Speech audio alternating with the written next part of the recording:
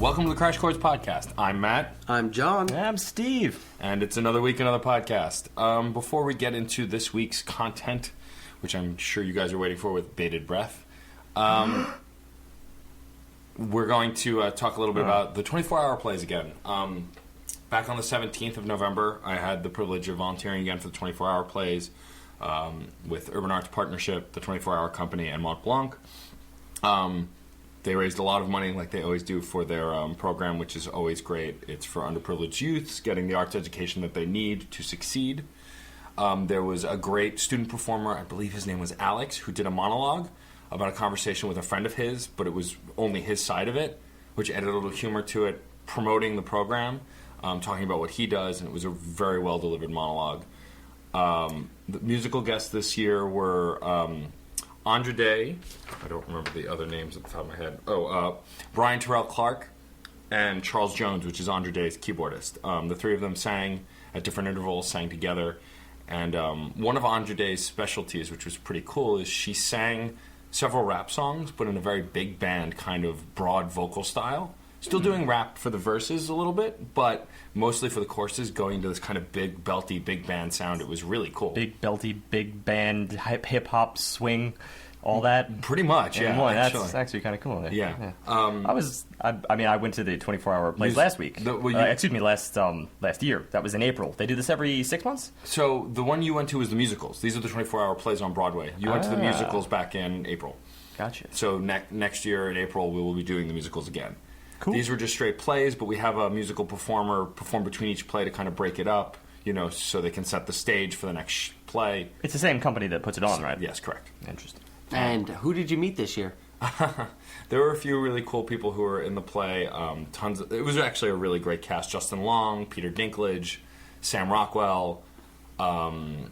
I'm going to blank on names now, but it was really actually a very solid cast. Great writers again this year, like Jonathan Mark Sherman, who I reminded that I had asked about the podcast and then him to come on the podcast and then flaked. And he's like, "Oh yeah, I remember that. I totally want to do it." So in the new year, we will have Jonathan Mark Sherman, profound and wonderful writer, on the show at some point. He seems very eager to come on.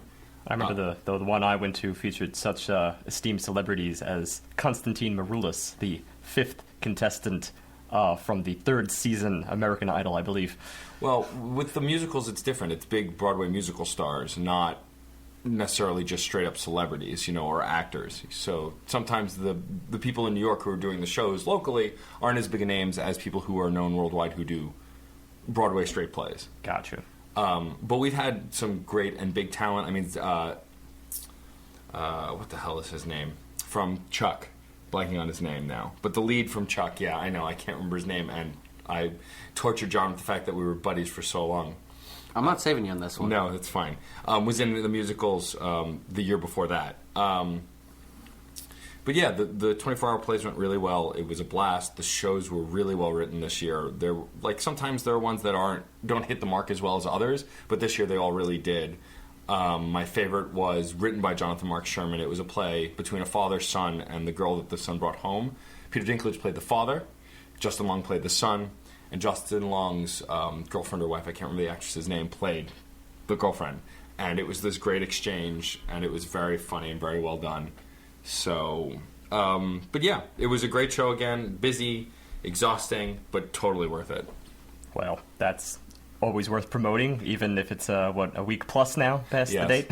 But Urban Arts Partnership does some really great work, and I think it's important that people know that also you can still donate to them.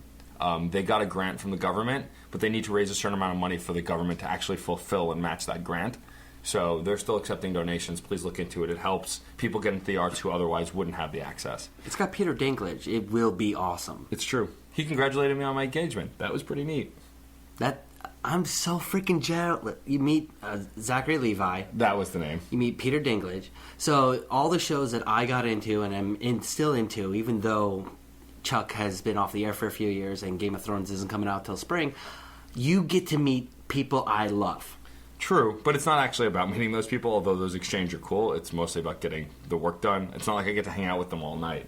Yes, Nice. but you get to shake their hands or say hello or Of course wave he's going to to them. congratulate No, you of on your course. engagement. I mean, who wouldn't do that just No, because of they're in a course. position of celebrityhood? Well, there are some people. Like, there were other celebrities who were there. I'm too good to wish you the best. There are other celebrities, though, who do the show and who are very kept to themselves and who don't really talk. Like, Sebastian Stan from the Captain America movies was there, and he was very kept to himself, very introverted. You know, I said hi to him at one point in the elevator, but he wasn't really much of a conversationalist, which is fine. They're there to do good for the arts, and they may not want to chat. And they're also trying to memorize a play in 4 hours, all their lines. Yeah, timing and whatnot. So, You know. but enough about that. I'm always proud to promote it, though. I'm very proud of it, especially since my fiance is one of the founding members of the 24-Hour Company. So I always like to give them support in the work they do. But let's move on to this week's album, which John has brought us. This week's album is by a band originally called Delta, just a symbol. A symbol which actually means change. Eventually they termed themselves Alt-J, which is a key code for most Macs, which creates that Delta symbol. The band itself was formed back in 2007 when Will Sainsbury and Joe Newman got together, realized they both liked making music, got a couple other guys, Gus Unger Hamilton and Tom Green, at Leeds University in England. They make this band, and because of where they were, it created a very specific sound of what they can do. They couldn't have bass drums. They couldn't have very heavy bass reverb or anything like that. So that wasn't able to be present in their practice sessions because, well, they're working in the university, they're working in the dormitories, so that didn't become present in their music. That's interesting. So constriction actually helped forge their sound. Yes. It's actually, it's a very unusual story for how a sound specifically came to be. In general, it's just either, trying things until they work or a propensity for a particular environment. But that's interesting that it came out of a necessity. And then back in 2012, they won the Mercury Award, British award for Best Album of the Year. One that actually does entail a monetary award along with it. They got like £20,000 or something of that sort. Plus, everybody who wins the Mercury Award just destroys on sales. They always go up when something like that happens to them. That led them to becoming sort of celebrities. This had a very adverse reaction, which caused one of the founding members, Gwill, to actually leave the band. He couldn't handle being a touring artist. So now they're down to 3 members. And this is what set up the sound of what they created in this album, because most of the album was actually recorded just the 3 members during touring of late 2013, early 2014. So this album itself has a very interesting story about how they came to be. A lot of reviews and a lot of people who talk about this actually say that there's a huge tonal shift and that there's less emphasis on the guitar bass that Gwill was supplying and now more on Tom Green and the drums that he does. It all led to a very interesting experience for the band itself, and I'm kind of just confused as to why I never heard of this band before, because for the past 3 or 4 years, they've been kind of big. And as it seems, there's a reason for that, perhaps? Well, we're going to get to this song specifically later on, but the one-hit single in the United States specifically, Left Hand Free, was specifically made to be a one-off single in the United States. To get their name out there, I'm guessing, and kind of hook in the... I'm trying to think of the word for it, but, people who are easily hooked in. It's just this idea of getting the people on that first note and pulling them in without any other investigation. Just, oh, this song's catchy, I'll buy the album, kind of a thing. It was the second single, and it was a song that they threw together in 20 minutes, almost literally, and the U.S. charts loved it. And that was that track specifically. No other track, though, was really, aimed at a particular demographic. In general, they're just doing what they're doing. But obviously, a lot of these tracks came from touring as well, I think. Yes, most of it was made during the 2013-2014 touring schedule that they went through. Well, They got an interesting sound, and it's very unique. It's also very, we throw around these words a lot. Words like introverted, words like downplayed. I think in general that would apply to some of these songs, and also perhaps their personalities as a band. This is a band that I think you mentioned earlier. They don't really enjoy the whole popularity thing too much. If one of the band members is going to leave on it, they weren't huge media mongers. Yeah. Have we at this juncture mentioned the name of the album we're doing this week? The name is This Is All Yours. Well, Okay. Well, I just wanted to make sure that we covered that part. it's kind of an important part, but then again, there is the title Yes. of the podcast. So, this album is extremely popular. This Is All Yours is, I believe, number one in the UK at the moment, or if not at the moment, at the time that this podcast is released. It was not too long ago. Down the list, it premiered number 1 in the UK, number 4 in the US Billboard Top 200, and in the top 5 in about 10 to 15 other countries. That's extreme. So I don't think we've even come close to an album of this scale before, even though we've probably reviewed more popular artists. Usually they're not at the top at that particular moment in time. But There are probably exceptions to that. Like, I would imagine Beyonce's album went number 1. And she's that Beyonce. was probably the only exception, in fact, Right, just because. But I get your meaning. Yeah, but, this is the kind of thing, I consider this to be somewhat of a culturally encapsulating record, just in terms of the overall style. And we'll get to this stuff in a minute, but let's just start out with intro, and let me give you a little breakdown of the kinds of things that they do, the kind of tricks that you can expect. To start out, we get some pretty interesting vocal harmonies. They use their vocals as if vocals were just the components of the keyboard. And in addition to that, you also get sort of a faint, either a keyboard sound or a guitar sound in the distance. But what you get here is these vocal harmonies formed by divided ranges. One is more in the mid-range, one is more in the high range. More of a falsetto, kind of. And the low takes the D here, just to open us up. It kind of repeats that very robotically. You see a lot of editing in their work, robotically all throughout, just, straight 16th notes. The high end takes the A. It's a little bit more punctuated and key places in the measure to give you this rhythmic groove. But together, their effect is just this simple, almost barren perfect fifth. The only reason you even get a sense that this is in minor, specifically, is when the low vocals dip down to C, forming this sixth. And the fact that that's C and not C sharp gives us a sense that we're in a minor home here. But now we start to layer things gradually. We push this along by not adding new tones quite yet, but instead just expanding the register. The tenors step in with a lower D, so we're getting a little bit more filled out here, a little bit more broad. And then we get the new tones. This winding down to a perfect fourth on the B to the D from the sixth, which is kind of an awkward move pretty early on in the record here, considering this has been very broad and accepting thus far. This is kind of a clinch move, because the B isn't even in D minor, so without any other context, it just feels raw and almost unmusical, until we get some context with the keyboard. When it drops down to the G, gives us this full-fledged first inversion E minor, and then the high E clinches it down to an E flat, giving us this even more eerie augmented chord. So we're already getting this deeply personal up in the first 30 seconds of the record. It feels very a cappella-esque. It's probably done in mixing, but it gives this semblance of a cappella, at least in the vocal styling. And then once the synth comes in, it kind of builds it out, as Steve had said. Let's get to that synth just really quickly here, because after this sort of goes through this cycle and it returns to D minor, this time with a few more filled out chords, you get some deep strings, and at this point that a cappella seems to be sort of expanding this basic rhythmic figuration. Then we get that synth, which is odd. It steps in with this ancient flute sound, even though I still believe it's just a synth. It sounds like it could be either that or like a high pitch on an organ. It's wonky. It's bizarre. It's not expected. In fact, it's almost right out of left field. But at the same time, the way it meshes into the harmonies, the way it actually builds upon what was previously there, is very dynamic. It's very dramatic. It does a great job of elevating a lot of emotion into the song, which up to this point, no lyrical content.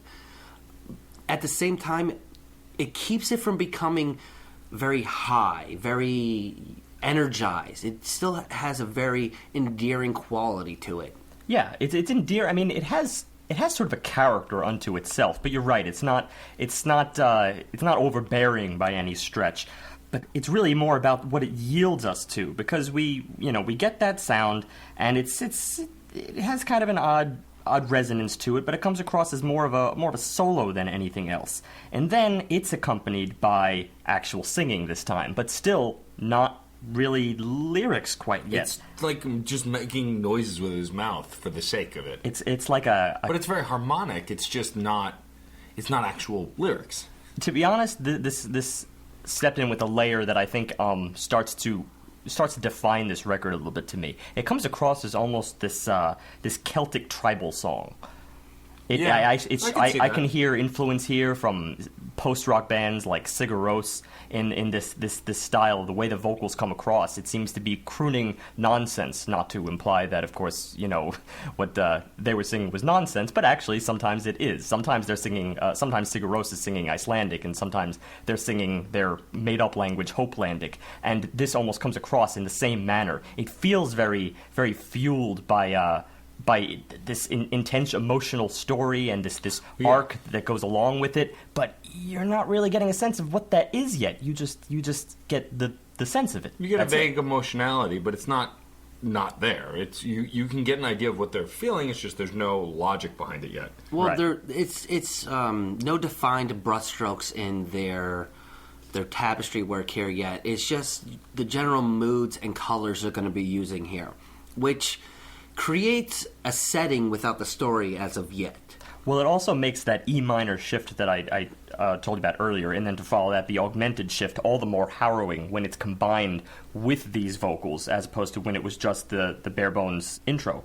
Instead, what you get is like this sort of imperfect, at least specifically on that shift, on that pivot there. It's like imperfect instruments coming together to form this new chord out of the old chord, but they're not up to speed. They're not high-quality instruments. They're not right off the assembly line. It's ancient. It feels handmade, even though the majority of this is still driven by that overlying electronic sound.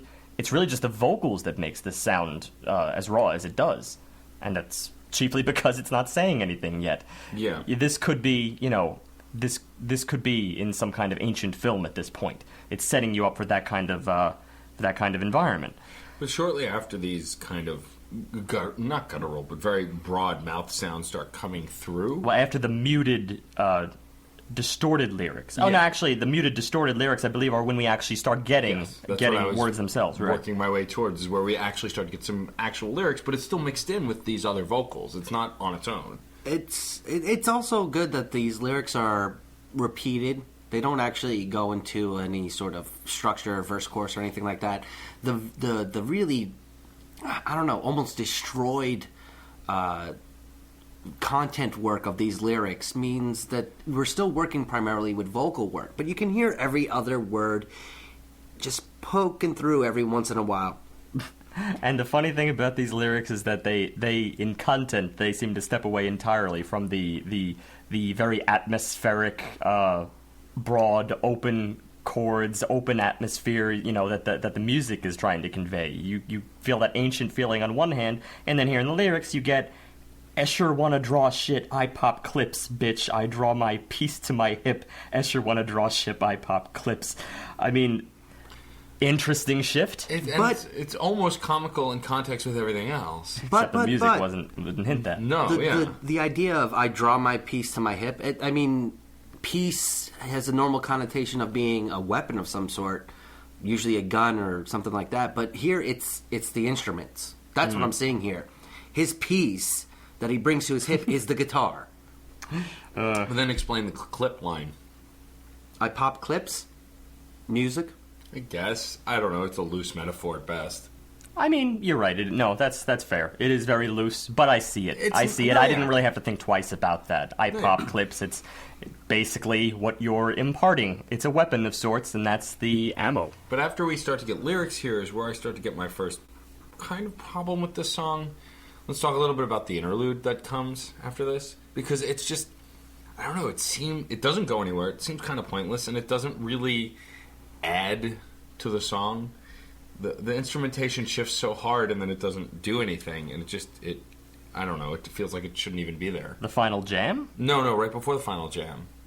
Oh, the interlude. Yeah. Yeah, that was an oddball. The one that steps in right before we get this final jam, which actually I think is much more in line with the environment that they created. But as far as this, it couldn't have lasted more than, you're right, 20 seconds at most. Short. It was pretty short. But it stepped in there, and it's just this interlude. It seems like it's in major. And you're right, it doesn't really belong. In general, this is really exploring minor kind of territory here. The only real major that we get is these pivot chords occasionally on C major, but that's just a pivot chord. That's just for one moment. Here, we step into like a full section where all of that instrumentation that they've been slowly building kind of just steps away, and we feel it more the drums at this point. We feel more percussion-y. But that's it. That's really it. It doesn't seem married at all to the rest. It doesn't really seem like it's tantamount to a solo, I don't think. No, it couldn't be a solo. It just doesn't make sense in the construction. But then it does give way to a final jam that I did enjoy. I like that the groove it kind of started to build, but I just wish that that interlude could have been removed, and I don't think it would have hurt the song at all. I really think you wouldn't have noticed it. Yeah. In fact, it would have made it a lot better because you wouldn't have had that question mark. That's the thing. They're very awkward. They're trying to pull you this way and that every once in a while. But in general, this has been a very slow to build, controlled track. But these are the kind of things you can expect from. Well, first of all, from just alternative music to begin with. A lot of times that's the pitfall of alternative music, and you have to be aware of that. They are very much tuned to ideas as they come to them, and a lot of times they will make use of them on the spot. Regardless of whether they felt married or not, it's a cool idea, let's use it. May have been how this found its way into the territory, but a lot of times that also works to their advantage. That's where we get this final jam, which steps in with a new instrument, first of all. We get this stringed instrument, which is kind of... It sounds guitar-ish, but again, it sounds a little more ancient than that. It comes across as almost like a Greek lyre at certain points. Anywhere from that to maybe even a more modern version of a sitar, and you just can't place it in there because. And I cited Celtic connotations before, so I kind of want to throw it. If there was a stringed instrument in that department, a dulcimer could fit. Dulcimer, sure. That could fit. Anyway, yeah, we don't know exactly what it is because, well, we weren't there in recording sessions, but it comes in utilizing a much more exotic scale within this minor framework, and within that, it really plays around with rhythm. You get these little flourishes here and there, and it's a blast to outro this intro. And it almost becomes a jam, but it becomes a very controlled jam because instead of just trailing off or really getting wandering and absent-minded in its idea, it's reinventing the general riff that the song originally presented, and it just keeps expanding upon that idea. It keeps it from being too out there. You still have a touchstone of what it's doing here, which is what I think makes it work all the more. Yeah, I think actually this was a perfect intro, and it makes sense even just to call it intro. It really sets the stage for what this band is capable of doing and the mood that they're capable of setting. This expands as of the second track, Arrival in Nara, which is pretty interesting considering that I heard this track literally hours after researching the Nara period in Japan, which is somewhere around like 700, 800, 900 in that department. We're talking really ancient Japan here when Nara was, I think, the centered capital because of the king or warlord at that time. Anywho, it was considered a golden age. That's just a little tidbit. Not that this really has anything to do with the lyrics themselves. I believe that this was written, again, as we said earlier on, just because they were touring in Nara, Japan at this moment. That said, it's hard to kind of not separate yourself from when you say arrival in Nara. You kind of now want to superimpose a Japanese setting in your musical tones. But that's not exactly what I heard. Well, I think it does convey, though, an arrival. Like the emotionale of the music, is this arrival, this coming to a place, this kind of opening up to a thing, kind of a thing. But here's the thing about the manner in which they do that is very minimalist. Well, I mean, I don't think you get this grand arrival by any stretch. I didn't say grand. I just said arrival. You get this. Well, that's very broad. It's very much a beginning of a journey. More, if That's we're going to more say what I meant. ancient, it's more of a story's beginning. That's why, especially from that simple pluck that gets combined with that piano later on, I just see it as the beginning of maybe a Brothers Grimm. That's the thing. Maybe a fairy tale. Maybe a Aesop fable kind of an idea. I don't know. It feels old, but it still has a very... If the opening credits was intro, this feels like the very first scene of a story being set up. Okay, see, that's it. First scene of a story being set up. That I agree with. I wouldn't say beginning of a journey, per se, because in one sense you say, all right, well, arrival in Nara, your journey has ended to arrive at this point. It seems like the culmination. In some sense, it almost feels like a returning home, but you do get these musical tones that give you the impression that the story is building at this point. As I said, it starts out very minimalist. You go through these slow, moving piano intervals, accompanied by a very, very light guitar, still an electric guitar, so it's not entirely... We're not in, acoustic territory right here, but it's so dainty it might as well be. It's generally a slow waltz. That's what we get in this track. And the chord changes throughout this vast intro of this track, because really you could consider almost half of this track to be an intro. The chord changes are absolutely beautiful, but again, this pattern is really, really long. For so few textural changes, few melodic, from melodic inserts, you don't really get much melody here. You don't really get much rhythmic changes, apart from just your basic waltz feel. These are all pretty stagnant elements, and the chords themselves feel kind of imprecise because you're really more moving through intervals than you are through chords. It's still leaving that interpretation to it. But all said and done, it's incredibly gorgeous, and I kind of like that this sort of took it down a notch after that big grand jam we got at the end of intro. This is really that introverted tone that I was expecting as early as the beginning of intro. Well, yeah, it really solidifies an emotionality that we're going to get throughout the rest of the record. This kind of somberness, but not necessarily depressing, just kind of a mellowness, a coming to this kind of slow down, this kind of taking a slow, relaxed, mellow look at an introverted life. It's through that kind of a perspective. It comes across at times very sweet, but with the vocals on this track, it's also, I think, very impactful and powerful to convey this kind of emotion.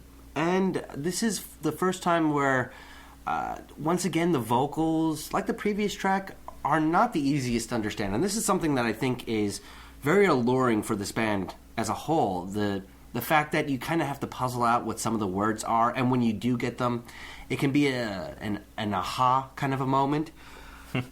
But the vocals here are just so eerie, amazingly eerie, but still lighthearted enough that I'm not being disturbed by it. Well, the other thing is, by the time we actually get vocals here, once we enter this verse section, there's a much more solidified chord progression. This is a lot more straightforward. The earlier portion, we were kind of just meandering around this idea. It's almost like the first half of this track is like an overture to the eventual verse that follows, which is your standard 4-chord progression, kind of falls its way down, starting in E minor, down to D major, down to B minor, and then finally to A major. And it kind of repeats that cycle over and over again.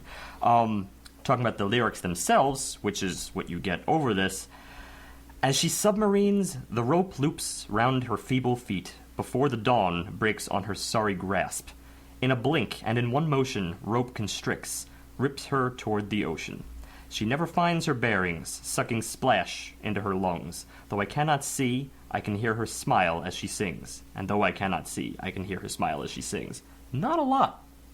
Not a lot, but still paints a minimalist but a beautiful picture. It's an interesting picture. And it's a snapshot than anything else. And one of my favorite aspects of this was the pacing in that final line. I can hear her smile as she sings. It's that pause, that inflection between the words that really speaks volumes for what they're trying to do here. I fell in love with that line itself. I can hear her smile as she sings. It's a beautiful idea and something that I think everybody can identify with. It's definitely a moment where we start to explore their vocal ability, because you don't really get much a sense of that when you're just looking at intro, because intro is the kind of track where the vocals are clearly heavily edited. I mean, vocals don't just robotically fuel your rhythmic figuration naturally. That's something that the computer has a hand in. This is something where they're kind of letting their true a cappella origins come to fruition. You feel this rawness and this smooth nature, which really expands even later on the album, but this is an early example of it, especially in one of the interludes here between these verses, where it's just, hammering out the one of those onomatopoeia words, just ooh, over and over again. And when you get that here, you get it in A minor and then to C major, but across very, very wide intervals. And the vocals themselves at this moment start harmonizing in thirds. And it's controlled. It's really, really controlled as they do this. So for these moments, they're, again, listening to their a cappella origins, if they have any, because they're superb, and then they step back to this very raw, open singing in their verses. It's beautiful. And then it goes into Nara, the explanation, or the examination, or maybe just the exploration of the city that inspired these songs. And this song, from when it first picks up, the guitar has a chill that goes through it, a vibration of the notes that I feel a chill going down my spine every time I hear them playing it. Mm-hmm. And it captures the same soul, I think, also as the previous track. This is really born out of the versed section of the previous. For instance, we're even in the same key. We're in E minor, which again, even if you couldn't really pin this down in the early part of Arrival in Nara, starting with the verse, that's in E, and it's almost like the song it continues directly into Nara itself, as you would expect, because of the title. And another thing I noticed here is that there are more solid melodies at this point. It's not quite as meandering. It doesn't feel as much in the background. It doesn't even feel as raw. It's a little more controlled, just in a perhaps a single sense. But I wouldn't even put this in that territory yet. They do interesting things here with their vocals. For instance, just looking at the opening lyrics, soon I'm gonna marry a man like no other. Light the fuse, hallelujah, hallelujah. Reading that straight does not do it justice in terms of the way he breaks this down. Just the word hallelujah, for instance, gets broken down into sort of these, using the syllables themselves. That itself doesn't sound strange, except with the inflection that they use in order to do it. It's so controlled, they taper off the ends of each individual note, almost yielding silence between each syllabolic shift in the singular word. Typically, you'd get more of a slur than anything else, or a natural speak. On one hand, I kind of want to say that they're trying to convey the lyrics in their vocals purely just because you're hearing them, you want it to come across. But then on the other hand, they almost seem clouded and obscured by the fact that they break them apart so awkwardly. It's not the kind of thing that I would pick up 100% if I didn't have lyrics in front of me. And that actually is once again one of the more endearing aspects of this. With lines like, love is the warmest color. And I love the idea that they're presenting here. I love the connotation of just love and the color it would represent. But it's so hard to hear right away. And you get the sense of what they're trying to say and what they're actually saying, but without actually needing the words, like you said. Taking that and then running through the different segments of the melody and the different segments of the song, you're not actually getting blends, right? When they shift these instruments, you're getting real big tonal shifts, but since everything tends to be so low-key, it flows very well without actually really marrying the parts together too dramatically. Well, specifically just on what you said before about this sort of like meandering around. That's one thing I noticed definitely here, is that the figurations seem to be a little bit all over the place as varying instrumentation steps in, varying instruments, they step in, they're kind of scatterbrained. They change this up periodically. They don't keep this for the duration of a verse or the duration of a chorus as you get on many other in many other bands. Instead, it's several times, from phrase to phrase. If even, within that phrase, they're still changing it up. One thing we get that's kind of interesting, just as we sort of close out the opening lyrics here, we get these little interludes that are almost Gregorian-esque. When they're just a cappella and they're just singing like maybe, two males at a time, they harmonize in a sense that you get more of those fourths and fifths, very kind of old school. There's an echo filter on it for sure. Well, the echo filter also helps. When you have reverb, it kind of hints that it was like recorded, in an open space, like a church environment. But it's even just the chordal motion. It comes across as feeling Gregorian. But then the funny thing is they'll contrast that with something very modern, like guitar harmonics. Whenever they step in, they're so delicate, and yet they punctuate the existing melodies. It's these tiny little inserts that seem insignificant, but they will kind of bind this track together and most of their work together. Their ability to play around and still make it connected, still make it related to the melody, I think is one of their strengths. Well, one later part when they go falsetto and very, very deep bass, it's an amazing level of contrast because they kind of built up to it. This was one of the few times where I kind of saw the build up to it, but the tonal shift in the vocals and the dropout of everything but the bass threw me for a loop. Emotionally, it continued the song as it was, but it was such a tonal shift that I thought I was listening to something else. I think that the word tonal shift is the wrong word to use. We need another way to describe it because the tone of the song never changes. It's always mellow. It's kind of got this sauntering nature to it. It's engaging through. It's not the tone does not change. It's the sound maybe. It's a textural shift is really what it is. What we have here is especially in the part that John's talking about. It kind of drifts through these moments of just like pure a cappella Gregorian chant, and for just these few moments, it seems like that's all that's occurring. It's just the vocals themselves, and then we get this shift right after that to a section where it's just solo vocalist singing in his falsetto. Now, the Gregorian section tends to be very low, very deep. This sort of crooning, even the low end of tenor, and then we step away from that to explore the high end, or almost even alto, practically, from one section to the next. And then let's talk about what's going on beneath that in the same section. You were mentioning how this sort of bass line steps in here. Well, from the interlude, where after we get that pure a cappella Gregorian section, there is an interlude where it's just this deep reverberating piano. And when we get the falsetto section, now it's just a single thin electric bass line beneath the falsetto. That's about as dramatic as you could get from textural standpoint, but I would still call that extremely married, just because it's delicate, it's not unheard of, but it comes across as very crooning. I equated the sound change to the texture change to walking through a doorway. You're in a new place. It's not the same place you were, but it's not completely unrelated. You're just the instruments come in suddenly, but not hitting you with a wave of it. It's just you're in a new place. You've moved on, but there's still a through line of tone in place. The other thing we get, even just in some of those verses, another instrument thrown in here, gets sort of this light organ, it seems like, in the background. Obviously, probably just a synthesized organ, but it steps in sort of offbeat, like, always on the and throughout these verses. And it's, altogether, I'm just getting the sensation that there's an old world feel to this album so far. Just their choice of instruments is very deliberate. And all this builds up towards an ending that marries all these various sections that we were getting throughout the song in such a way that it's such a great culmination.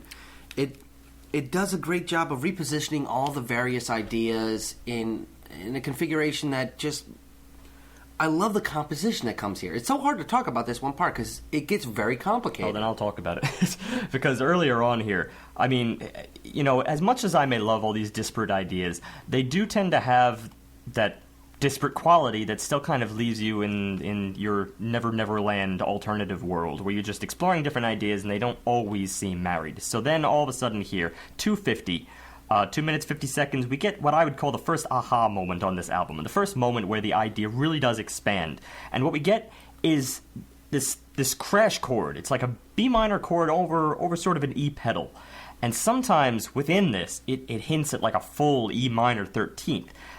Over that, we get this, I mean, this could be considered, this whole ending section could be considered a jam of sorts, but that's too delicate a word for it. This is something that, this is the culminating point of this track, if even so, it's the culminating point of this album in many ways, because it seems so meticulous. One thing we get work, these little flourishes of chimes that are then replaced by the piano to serve almost the same exact function that chime work served, and then what we get is the piano going through the various tones that comprise the full-fledged E minor 13th, and it's absolutely beautiful. It's these little flourishes that just step in periodically to close off the phrase, and then it'll build up again. You get the crash of the chord, and then it restates it again. It's absolutely gorgeous, and one of my favorite parts of the album, to be honest. And then it has that little organ outro that I believe blends just perfectly into the next song, Every Other Freckle. Yep, it's just kind of like, it's kind of a whirring sound. It just whirs its way out. It should be said that Every Other Freckle is the third single from this record. So they are not on the album in single release order, which is common, actually. Yeah, and also but that wasn't the organ sound that I heard earlier on. I think that was just a separate synth, a sort of separate synth. Again, they like throwing in different sounds here, just to keep you on your toes, and it's sort of this independent whirring sound that wasn't heard earlier on this track or earlier on the album. What I love about Every Other Freckle is the intro phrasing, the way he sings on this. He gives it, I want to use cadence. Cadence isn't the right word, but it's punctuation. The rhythm in which he sings is very interesting. And I like it, the way he kind of emphasizes certain words. It gives it a character that we haven't really heard before. That mixed with this distorted guitar, almost grunge sound. You know, grungy guitar anyway, not necessarily the whole song as a whole is grunge, but definitely this distorted guitar is reminiscent of grunge, was really great. I think that it gave it a certain character that wasn't so foreign from everything we've gotten before. It was a little dirtier, but still very introverted, kept to itself, but in a little more of an aggressive way. I also really enjoy that the punctuation in the vocals are met with pretty good lyrics, too. They're a little bit out there, but with lines like, I want to share your mouthful, I want to do all the things your lungs do so well. I'm going to bed into you like a cat beds into a beanbag. Turn you inside out and lick you like a crisp packet. It's a little bit creepy, but it's really endearing because this guy's kind of fumbling for I love you, but doesn't know how to put it. It's incredibly sensual, I think. This is, but it's a little weird. It's an odd angle to be taking it from. It is an odd angle. At the same time, there's something also very approachable about this track. It comes across as almost a little bit more single-esque to me. I mean, you know, the second we step out of the intro, which is sort of that big tribal drum opening, you know, this rapid drum motion that all of a sudden just steps out, and now we're just down to this simple 3-chord progression that comprises almost this whole entire track here. It's just this continuous cycle of E minor, D major, A major for 2 measures, and then we continue the cycle back over and over. So the melody itself also feels kind of, you know, it feels tethered to this, because that's a very rigid cycle, so of course the melody can't be too creative within that. Well, that's not saying anything. Of course it could, but still, it's in a rigid cycle, so it's a little bit more easier to get on board with. They're not at their most bizarre at this moment. But what is bizarre is, of course, those lyrics. They continue on later. You're the first and last of your kind. Pull me like an animal out of a hole. And I gotta hone in on just this one moment, because this is something, whereas the main verse itself is not as it's not as oddball, these little inserts are, which sound like secondary vocals coming in to sort of, you know, say this one little line, and then all of a sudden they're gone. And it steps in here with this interesting little element. It vocalizes this arpeggiation up in E minor, just to say that. Peel me like an animal out of a hole. And it's very rigid in rhythmic terms. It's rising tonally, but it's very steady rhythmically. And it's interesting because it's like a call and response here, as we go back then after that to I want to be every lever you pull and all showers that shower you. It's a very unique way to proclaim a fascination, a love, a lust, an interest. But I think with all this oddness, I like the way it's being conveyed and the structure for it. I don't think it's odd in a way that's foreign or discouraging or off-putting even. That's what I mean. That's what I mean by it being sort of single-esque. In general, this is very easy to hop on board with it. It's got its own inborn quirkiness to it, yes. But, this is not out of left field for anything in the modern alternative world. This is very much in line with, I think, what people want to hear these days, which explains why it got top of the charts. But then it becomes problematic after this, because after the verse work and the music that we're getting, we get this odd interlude, I guess. It wasn't really a bridge. It's this really weird interlude that's so uncharacteristic of the rest of the song. It's very upbeat, poppy, and it loses that grunge, dirty guitar. It's got oohs and ahs and that kind of pop stuff that we're tired of, and it seems so different from the mood that this song was conveying. This is another one of those like tribal sections, right? Mm-hmm. Something that was one of the descriptors for this band is folktronica, and I think it's no more evident than at this particular moment right here, because it kind of conveys everything I've been saying before up till now about the sort of old world feel, that sort of Renaissance feel that I'm kind of getting, like Renaissance England. I mean, it helps that this is an English band, so I'm forced to kind of get that environment fed through this. But the tribal portion is almost Celtic in origins, and this folktronica seems to be kind of what they're doing, because they combine these new little elements, and they get very percussion-y, that kind of hints to the tribal portion, but at the same time they're still very modern, and they're just kind of trying to fuse these two things together. The problem is that up until now, it didn't seem like this track was really following that pattern. That was in earlier tracks. And it didn't need to. It didn't need to do this. No, it takes you out of the mood. It's jarring and not in a good way. It's not an attention getter. It's just uncomfortable. I liked where we were sitting in the song. I liked this kind of awkward but sincere love kind of description that we were getting. I thought it was very well done. And then you just jump into this thing that seems so divorced from the rest of the song. It really just takes you out of the moment. And unfortunately, the whole song kind of winds down from that, because in general we get a repetition, I think, of an earlier section, but the only thing added is this sort of odd little wonky plucking sound that is just this.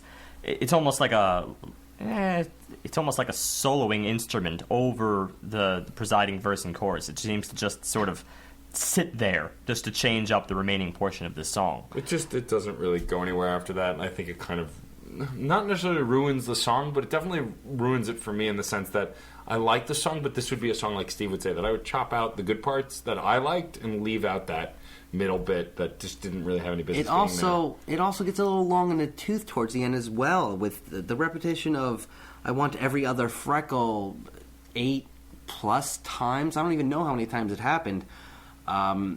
With very little deviation from the first inflection, besides the little bit of changes in the vocal work. I liked it the first time, I liked it the second time, but after a while, it wears on you. It gets a little bit too long. Yeah, no, I got to go back to the earlier portion of this track here, where I think it hit its absolute high note for me, because amidst these very, very smooth vocals, what we do get earlier on is one of those perfect examples of voice leading. What you get is this little interesting element, this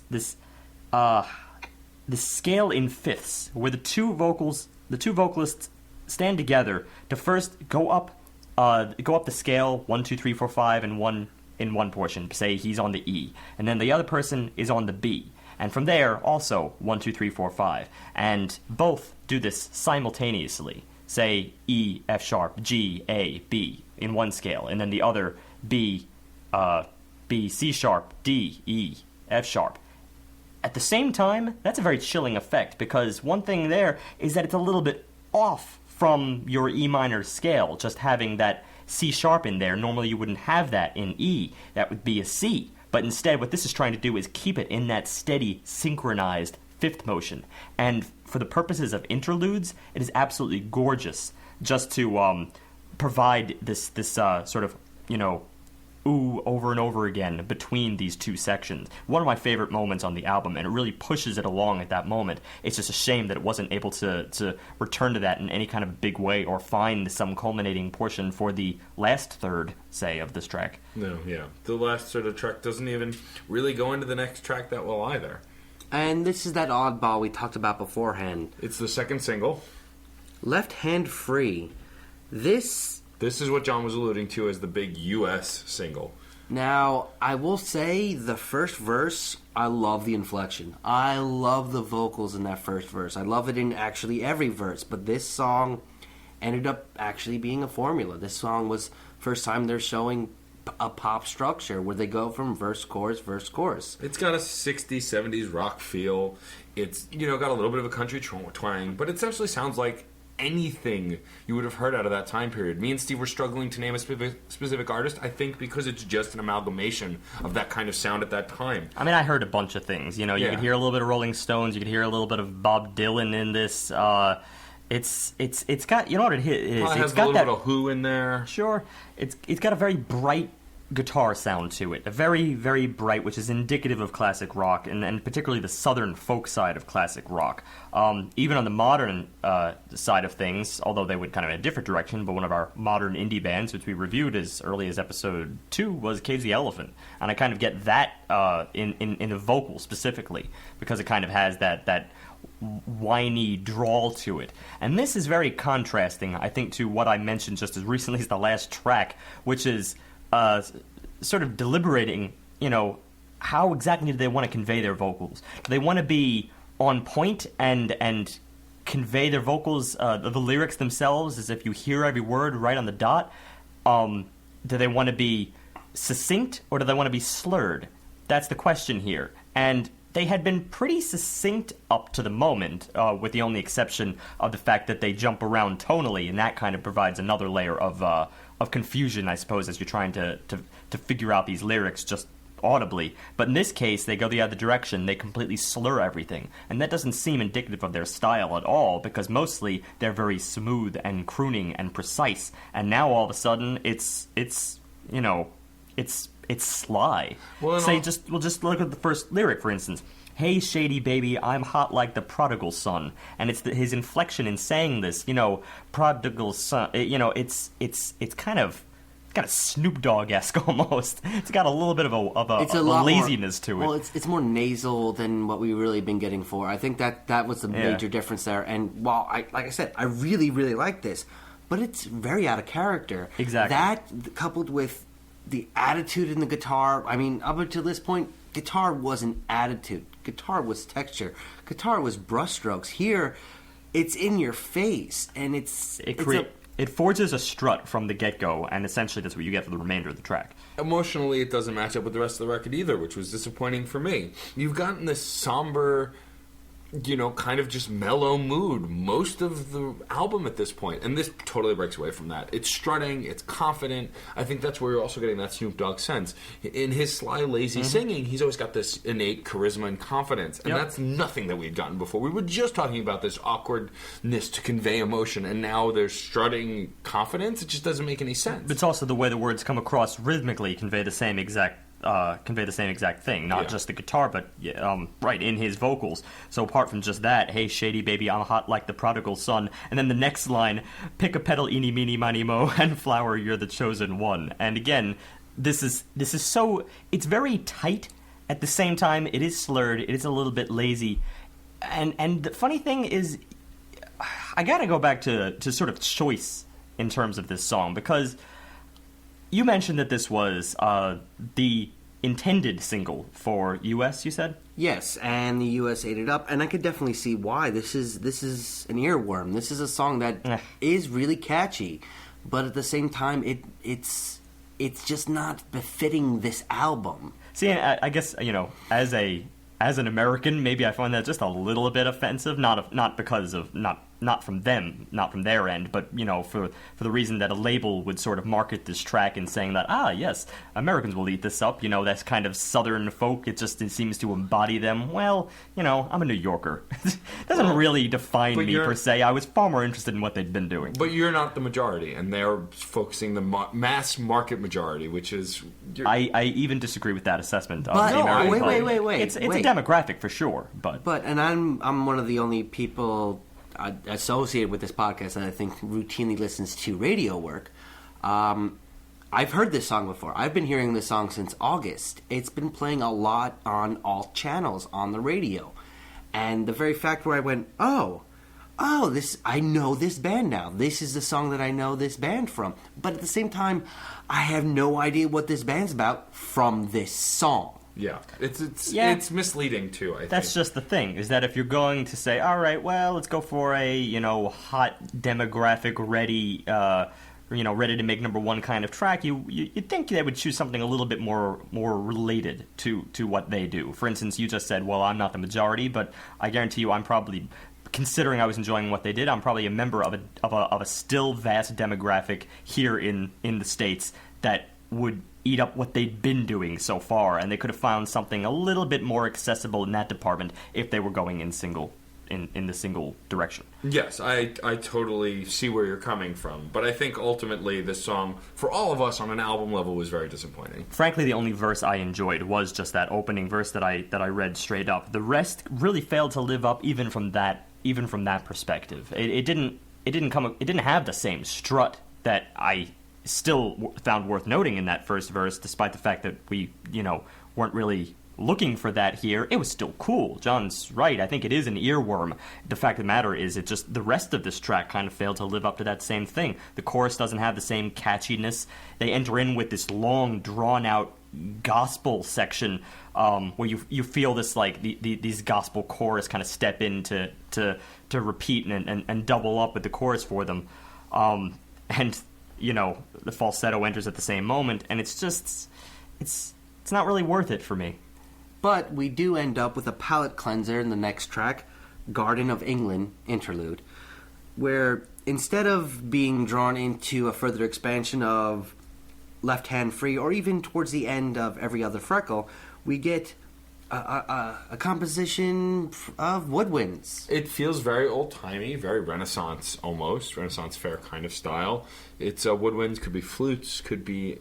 I think it is flutes. Flutes, pan flutes, something in that sort of general vicinity. But I think pan flutes is a pretty good assessment of what this is. Again, a lot of times when it comes to ancient instruments, you can't always pin it down unless you're an expert in the field. But it seems like they're fulfilling this even more so. They're going deeper in this direction. It strikes me almost now as somewhat of a patriotic album at this point. Not just the fact that, they're English, they made this and it seems to use English themes, but not for nothing. It really does seem to be going in that direction. This is straight out of...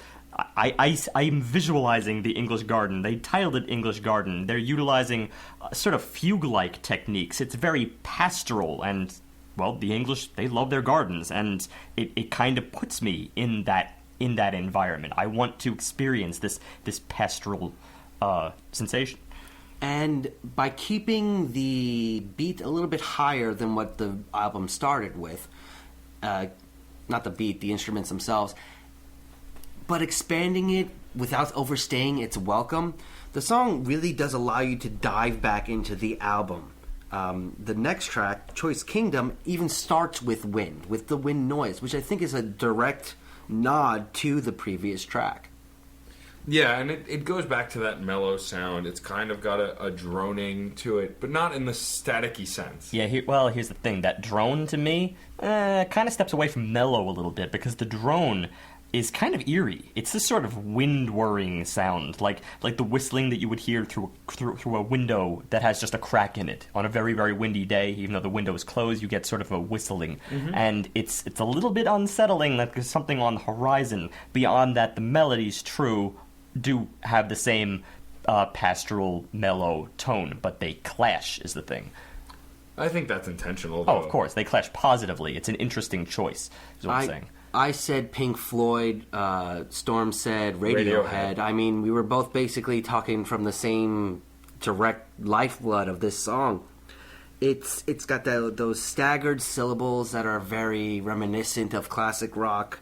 Well, not quite classic rock, 1970s classic rock, and very sweet harmonies that single notes can really draw out such almost scary levels in this song. Well, here's the thing. The melodies are comprised of very, very short notes a lot of the time. You just take the opening lyrics, your choice kingdom, their voice, hear them, our choice kingdom. Lots of times, it's just one word or one syllable, in the construction of this melody itself, except for chord changes. Something like he'll stay on the same word, same note throughout. Same note throughout the end of this phrase, and then on the chord change, then he'll just change the note slightly for the next phrase. What I also really like about the vocals and the way he's singing here is that he knows how to really use pauses, and this band conveys that both musically and vocally. But what I really like about the conveyance of the pause here is it adds more to that Radiohead kind of feel, that very contemplative feeling. You pause singing a lyric and leaving a breath.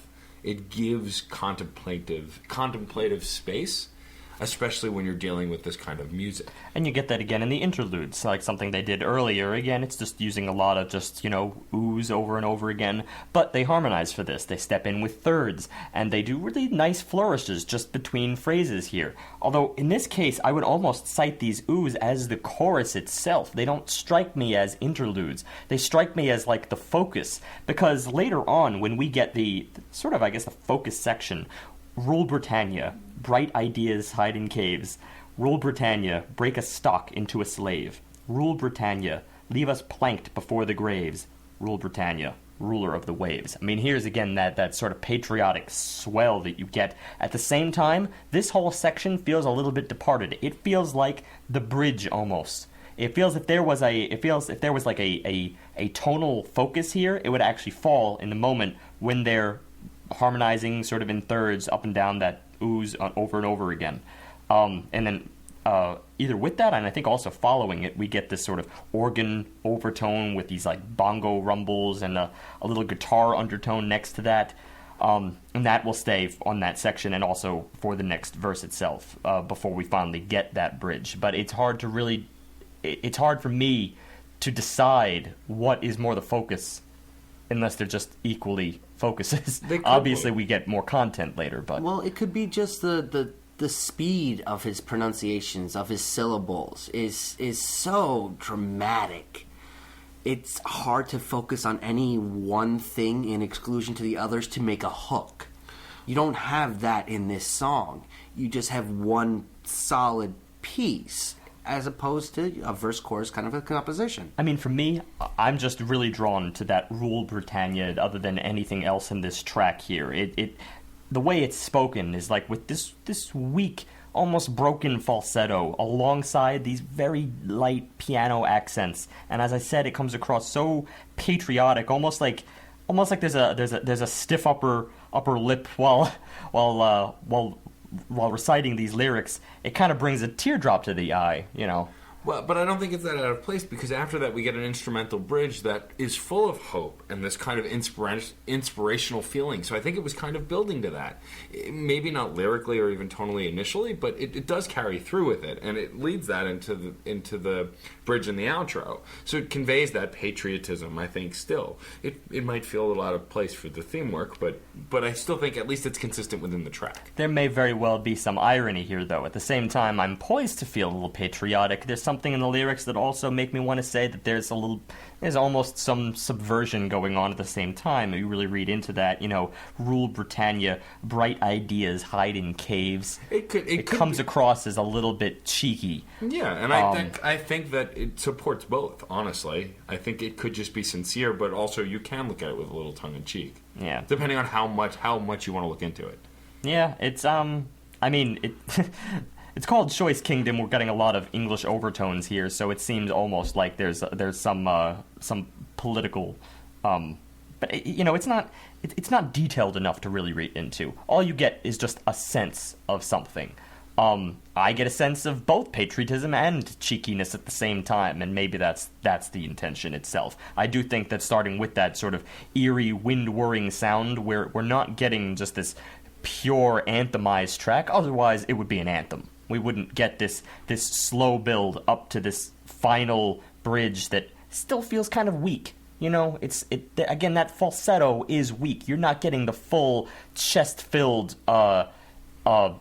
air that you'd expect to come from, say, a national anthem or anything. Instead, there's just this weakness to it, like something is missing in this picture. Well, from here we go to the first single on the album, which I, up to this point, has become my favorite song. So it's called Hunger of the Pine. And we already start the intro with this repeating tone. Kind of sounds like it could be a bass, but I don't think so. I think it's just a deep keyboard tone that's repeated over and over again. And vocals come in right away as well. It's a droning metronome orientation. I really don't know how to describe it other than that. At the same time, we're getting almost free-form poetry on top of it, with the way he, once again, is using his pacing and pronunciation to screw with the vocal work that he's doing. That, coupled with the standard, maybe not standard, but his use of inflection, it's incredibly enticing. It's a shame that this was the kind of dead-end single from this song that really didn't make it to our shows. This would have gotten me more into this band than the Oh, other absolutely. song. I mean, first of all, more exploration here. It's a lot more electronica-driven. We get There's more synth. It's more synth. We get this repeated tone over and over again. Kind of, I mean, it's just the straight up. It sounds very electrical. It's not just like synth. It almost sounds amusical, just to begin with. But you just get this sort of 1, a 2, a 3, a 4, over and over again. That kind of rhythmic pattern, and then over that, this solo vocal melody apart from that rhythmic pattern, and the quality. It's true. It's all about the inflection here, but also maybe about the accent. It has kind of a brogue to it as he says the words, sleeplessly embracing, butterflies and needles, line my seamed up join, encased in case I need it. And even just the inflection right there, in case I need it. And he kind of tapers off just that phrase with this brogue. It's an indefinable brogue. It may just be for the sake of for the sake of musicality. At the same time, it also conveys that removed nature to this track, whether you're interpreting it as removed temporally speaking or removed in terms of place. It feels foreign. And beyond that, we get even more interesting things in this song after the verse work. So the chorus work leads into a sample, actually, a female's voice, which I couldn't actually identify at first. But I find out from John, it's actually Miley Cyrus. She is a huge fan of this band and actually has previously sampled a little bit of their work from their LPs in her live shows. So they kind of started communicating with one another. And from the song 4x4 or 4x4... It's 4x4. She has a line, I'm a female rebel, and they found that the inflection she uses was so perfect. They contacted her and was like, can we sample this? And they're like, yeah. And the use here, coupled with Hunger of the Pine, the actual chorus that they're building to, it's downright awesome. It's really phenomenal. It really adds a dynamic to this chorus with that sample that I wasn't expecting, that I really enjoyed. Well, it's an interesting choice. I don't know if I'm quite as 100% on board with it as you guys. I mean, it was cool, but I wasn't sure exactly how it contributed. In some ways, it feels almost like an insert idea. I like the way it was mixed together, but I also like the way the song was existing without it. I think it's more about the way the soundbite is supported and surrounded by the saxophones that step in here. I think that was a little bit more interesting to me. When the saxes step in, they start gradually bellowing these sort of long, droning tones. And then over that, you get, I think, other saxophones. They may even be like, there may be a combination here of a tenor and an alto, where the tenor creates the long, droning tones, and then these altos step in with these higher ones that sort of overlap, kind of like a call to arms, or even like a call to prayer or something. Something about this sounds very militaristic, and that's the context in which they bring in her soundbite, "I'm a female rebel," sort of mixed over and over again. Even later in the track, it starts kind of breaking that apart into just, I'm a female rebel. And, I guess in some sense that conveys this militaristic feel here. It still feels kind of patriotic, but also a little bit, not everything is settled at home sort of sensation. But I don't know. It could have done without it, in my opinion. It was nice, but it was more of an idea for me. I did enjoy it, especially towards the end of the song where they sample from French and have a pair of lines in there that get repeated somewhat, which I'm not even going to try to say it in French, but it translates to, "A great hope has crossed the earth, a great hope has crossed my fear," which I don't know where they got that from. I feel like that should be really, really deep, and I want to know where it came from. That is a very interesting just phrasing. Well, that relates kind of to the hope that I felt sort of toward the end of the last track, because that last track ended with a bridge that felt very hopeful, following the however you want to place it, a cheeky patriotic track. At the same time, it ends very firmly in hopefulness, and I kind of get that from this too. Almost like there's a sense of conflict between here. I'm pulled in one direction and another with this. At the same time, I think they're doing it pretty well at the moment. This song transitions pretty well. I mean, there's not really a transition. It kind of ends, but then we get another song that, while mood-wise fits the album very well, sound-wise is a little bit different, but not jarringly so. We get Warm Foothills. This is the closest we get on the whole record to straight-up folk music. It's sweet, it's beautiful, it's rustic, feels like you're in the farmland, countryside, and just from the moment it starts, you kind of just get enveloped in this location, this setting. I feel the foothills. I feel the warm foothills, the warmth of the said foothills. It's very, very delicate. Probably the most delicate we've had on the album thus far, although I think we still have another delicate track yet to come. And it just begins with this repeated phrase over and over again. Again, this single, very light guitar line with some chorusing in the background. Ooze. Yes. Just ooze. Over and over again, as we get a lot of that on this record, but always different each time. Then, as we step into the verses itself, it's kind of something dramatically different.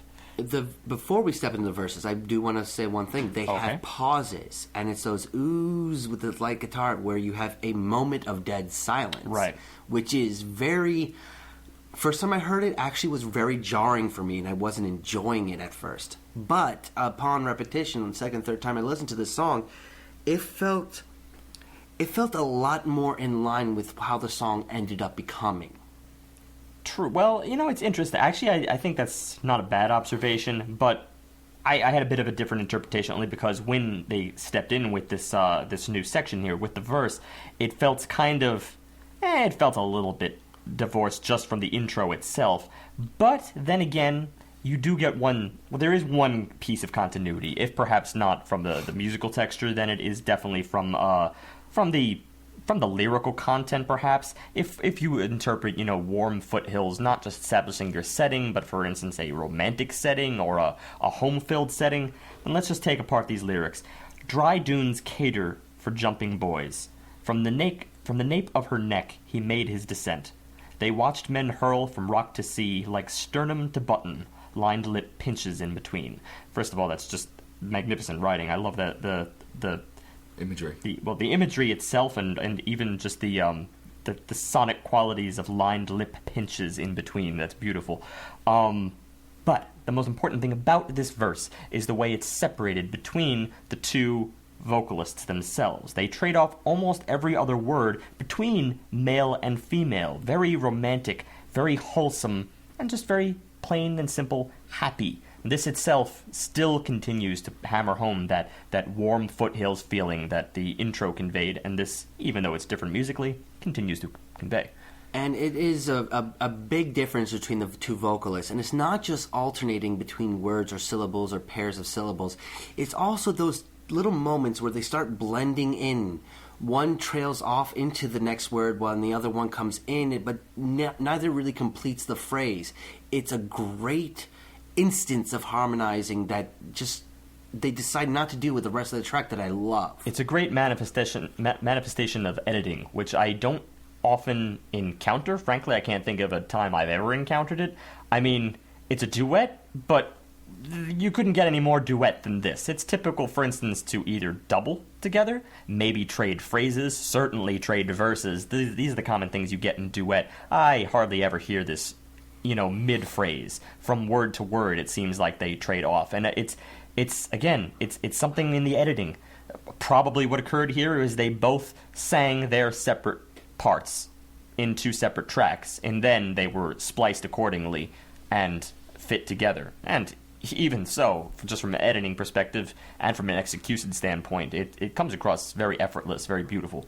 There's even whistling, and I've said in the past I'm not a big fan of whistling, and it is very simple work, but it's so perfect for this track. How could you not whistle in the warm foothills, It very much matches the mood, and all in all, I think emotionally this is one of the strongest tracks on the record because you just feel a warmth inside you just listening to this track. It's hard to even ignore. Well, let's also go to the chorus here, because this is an interesting moment for this track, because it's a very basic track. It's really just, verse, chorus. And I hesitate almost to call this a chorus because it's just so short. Your foothills, you're warm. Your foothills, you're warm. Literally just those two words. And I interpret it almost like this, that the your foothills portion of that phrase is more of a pre-chorus than anything else, because it clenches up here a little bit. Sadly, you just get this pivot chord here that's kind of a little bit of a dark moment just within this, and you get this little melodic flourish on foothills also. Just across the syllables of foothills, expanding that, picking it apart as we come down to you're warm. On that phrase right there, we settle completely into the chorus, and it yields to something far more positive. At which point there's sort of an instrumental portion to follow, and that continues that very positive, uplifting chord that fell on "You're Warm." So what we get is kind of an instrumental chorus here. If you're just excluding that one phrase, "You're warm," and then instrumental chorus before we go straight back in with your second verse, and then we get that repeated over again. Although the second time we get the pre-chorus and the chorus, it's filled out more broadly with strings this time. So it's a very expansive track, and I think it serves as conveying that very simple idea expertly. And that's one thing it actually is. It tends to be very instrumentally just simple. And it's because of the lack of complexity that I believe the vocals become an even greater impact. Yeah, who would want complexity in a track like this? That would completely defeat the purpose. The complexity is all located towards the end of the track, towards the outro. That's where they try to expand a little bit and to play around with things and to build it up a little bit more. But I feel like it's not even a culmination at that point. It's just expose at that. Even that's just layering. It's not. I almost don't want to say complexity. When you add on the layer of strings, it just serves to make something a little bit more broad. It doesn't really make it more inherently complex. Again, that's not the goal here. No, it was definitely the goal to keep it simple, sweet, and beautiful, and that's exactly what this track accomplishes. Yep, romantic, wholesome, and happy. Now, the next track, The Gospel of John Hurt, is an interesting little song because the song itself is based upon John Hurt from the Alien movies, who gets that chest burster out of him. Yes. As of the first film in 1979. This is also and it's one of those things. Actually, sorry, I had two trains of thought at once, but it's one of those things though that what disappoints me about this song is following Warm Foothills. Obviously, we're not going to get the same track again, so we're going to go into something a little more intense. But the drum work is really interesting, and I don't know if it's interesting in a good way in this song. It sounds like a drum machine. I don't know if it was because I heard cymbal crashes, but that could have easily been edited or created electronically too. But nevertheless, it's pacing very much sounds like a drum machine. It has this. When the vocals come in shortly after the drum intro, you get this digital effect on it. That's not really an auto-tune. It's more of just a heavy warble or just a robot trying to emulate the vocalist's actual tone. I'm not a big fan of this. It's just the whole song at this point in the very beginning just feels so insincere. It feels like this forced kind of futuristic sound that just seems so bizarre at this point. It's just there's nothing leading up to that. And it just also feels very cold. And for one thing about the rest of the record is that even though there were very somber moments, you never felt cold or alone. You felt very still like grouped together, this introverted, like keep to yourself, but you didn't feel empty and cold. And this song delivers on that, and I didn't really like it. It just doesn't fit. It doesn't fit the album because it fits the content of the song. Because I mean, what colder of an environment do you get than the setting painted in Ridley Scott's '79 movie Alien? I mean, you're in the middle of space, and there is a menacing creature that you know absolutely nothing about, and little do you get to know about that creature before he suddenly bursts through one of your only 7 crew members' chests. Well, I love the movie. I think it's a great film. I think this is an oddball track just coming from this band. I guess they conveyed it well enough at the same time. You might as well just go back to the score of that movie, which I think conveyed it probably better than anything. But at the same time, one of the musicians, I forget which one, says everybody kept telling him, write what you know, write what was impactful for you. That was a scene he lived with his whole life as something that touched him in a very specific way, that stuck with him. So, from the standpoint as an artist, he's doing exactly what people will always tell an artist to do. Oh, I respect that 100%, and I agree with the whole write what you know thing. At the same time, you know, you have to establish a voice, and I think that this may very well have worked in a different context, and it works as sort of a separate piece of pop culture fandom. But on this album specifically, it's a little bit of it's a takeaway for me. My major gripe with it, beyond all of that, because it's not even a poorly made track, is it's just flat. His vocals are very flat comparatively to the rest of the album. He doesn't do... If it at least had the interesting vocal work that we've been getting the entire record, I may have overlooked how bizarre it was on the album. But the truth be told, it just doesn't really have anything going for it, except for the fact that it's an homage to a great movie and a great actor. But and in and of itself, it's still a pretty good song. It just has no place on this record, and it's kind of... It took me out of what this record was trying to convey and build to. Well, you're right in terms of the vocals. I really didn't see anything in the vocals in this track worth noting particularly, but there were other things I think that were worth noting. For instance, these sort of weird sound effects. Again, not that this band is averse to weird sound effects, but they were really appropriate here, and they were very different here. They step in as these weird kind of gurgles that come across as sounding rather alien, and they come back several times here, and there's even other sound effects that step in. Weird sound effects. They go kind of off the wall here. If I were to pick up any other parts other than that to really promote, I think, in this track, it would probably be the guitar interlude that you hear on the final pickup as it leads into the final chorus, which is sort of this guitar solo section. But I would call it a pickup only because, especially, you know, from 350 on, we move sort of toward like the 410 mark, maybe a little bit before that, and then there's this pivot chord here, which is a really, really cool build-up to that final chorus saying, "Oh, coming out of the woodwork, chest bursts like John Hurt coming out of the woods." And it's a very climactic outro, actually. If I had only one problem from this moment on, it's that they repeated the outro too much. I mean, that final chorus is the whole remainder of the track, and it's a rather long track, I think. Or seems so. It definitely dragged on. It felt long, and it just, I don't know. I don't think it should have been here. I think I would have loved to see this on like a tribute to Alien album. Like, this would perfectly fit on something like that, where a bunch of bands come together and write songs that emulate a movie. Or it could have worked with a different conceptual idea. It's still within the same vein as Alt J, but it's a different character than what this album was showcasing.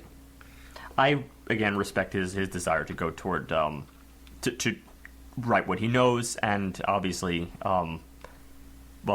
just sort of play fanboy to this movie that I happen to love. I kind of liken it to something else that's going on simultaneously right now, which is Les Claypool and Primus's release of the Willy Wonka soundtrack. Almost all the tracks there, well, they're now covered by Primus, which is one of those things like, I want to hear original Primus songs. I don't want to hear their take on Willy Wonka. Now, of course, that's covers. That's a different kind of thing. This is an original track. It's just based on surrounding this movie. But I kind of want to hear him go deeper into his own stories here that have been building, although in perhaps not the most directive ways, they have been building. And I want to go back to that. And if you want a story that is truly as deep as this album can possibly get, and is truly as deep as the band seems to be able to achieve, Pusher, which is track 11. I can only equate this song to a previous song I have loved, and that is Evergreen from Scale the Summit. Scale the Summit. The album was Migration, and we reviewed that back on episode 67. Check it out. And if you have been listening to us for over a year, you would have heard our last year's year in review wrap up, and I chose Evergreen as my favorite moment because that song, for being over a minute and a half in length, was an amazing crystallization of an idea. And here, I would say it is as good, if not better. So this song starts with guitar and vocal. That's it. We just get some vocals that he's been rocking the whole album the same way. Oh, not even the same way. It is so dry, so soft. You have to strain to hear every little just letter as he's saying it in the very beginning, and the way it just ebbs and flows back and forth. And the guitar is doing the same exact thing, but at completely different moments. It's an amazing duality of just warmth and silence in combination. I think that's the thing. That's what really separates this. Separates the vocals apart and separates the guitar quality apart, is because here they're really going full force with a singular idea. That's why I can't go with you, Matt, to just say this. It's the same vocals that he's been rocking. Granted, they've been rocking well, but there's a certain tendency I find with this vocalist to kind of ride the line a little bit. We've seen several instances in this album where they're not quite going full-fledged toward the all-encompassing single territory. Even their singles here don't often sound like everyday singles, with the exception of the one that was marketed in the U.S. But most of these tend to be very wildly unique here. But even within that, he kind of rides the line in reaching over to his audience, but at the same time also coming across as unique and introspective. This particular track, it goes 100% toward the introspective side of things. He's exploring much darker territories, even if just from a melodic standpoint, and within that we get... It's really all about the inflection here, the vocal inflection, the intonation, and the articulations in every single component of this phrase. They are absolutely superb. It stands on its own, and the melody is insanely gorgeous, but along with that, it is joined by this one other instrument, just the lightest, most delicate coffee shop quality guitar that you could possibly summon. And within this, there is such control here. Moments, for instance, within this, that he'll get extremely soft. Pianissimo, keep on adding very, very, very, very, very, very soft as far as you could go. That's about how soft he gets, and he'll do it in the middle of a particular phrase.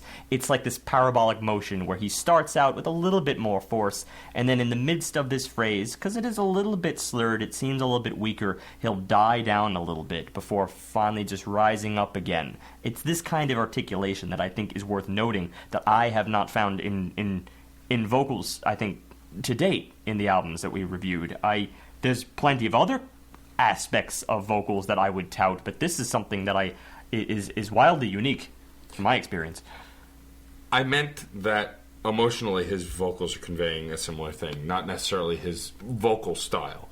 And I apologize for that miscommunication, but I think that the way he's singing to convey comes across so much more strongly because it's just vocals and guitar also. Yeah, it just really, I think he found his stride with this track. I feel like this is something that, even though his vocals have hit other very superb moments, again, they often are are highly edited in certain moments, or they would come in those various interludes that I noted as sort of, they seem like instrumental tools at this moment. Here, it is so fragile and human that, this comes along like once in a lifetime for an artist to really tap into that level of emotion. And again, what in general is a very simple track, but the lyrics themselves, you get a lot of content.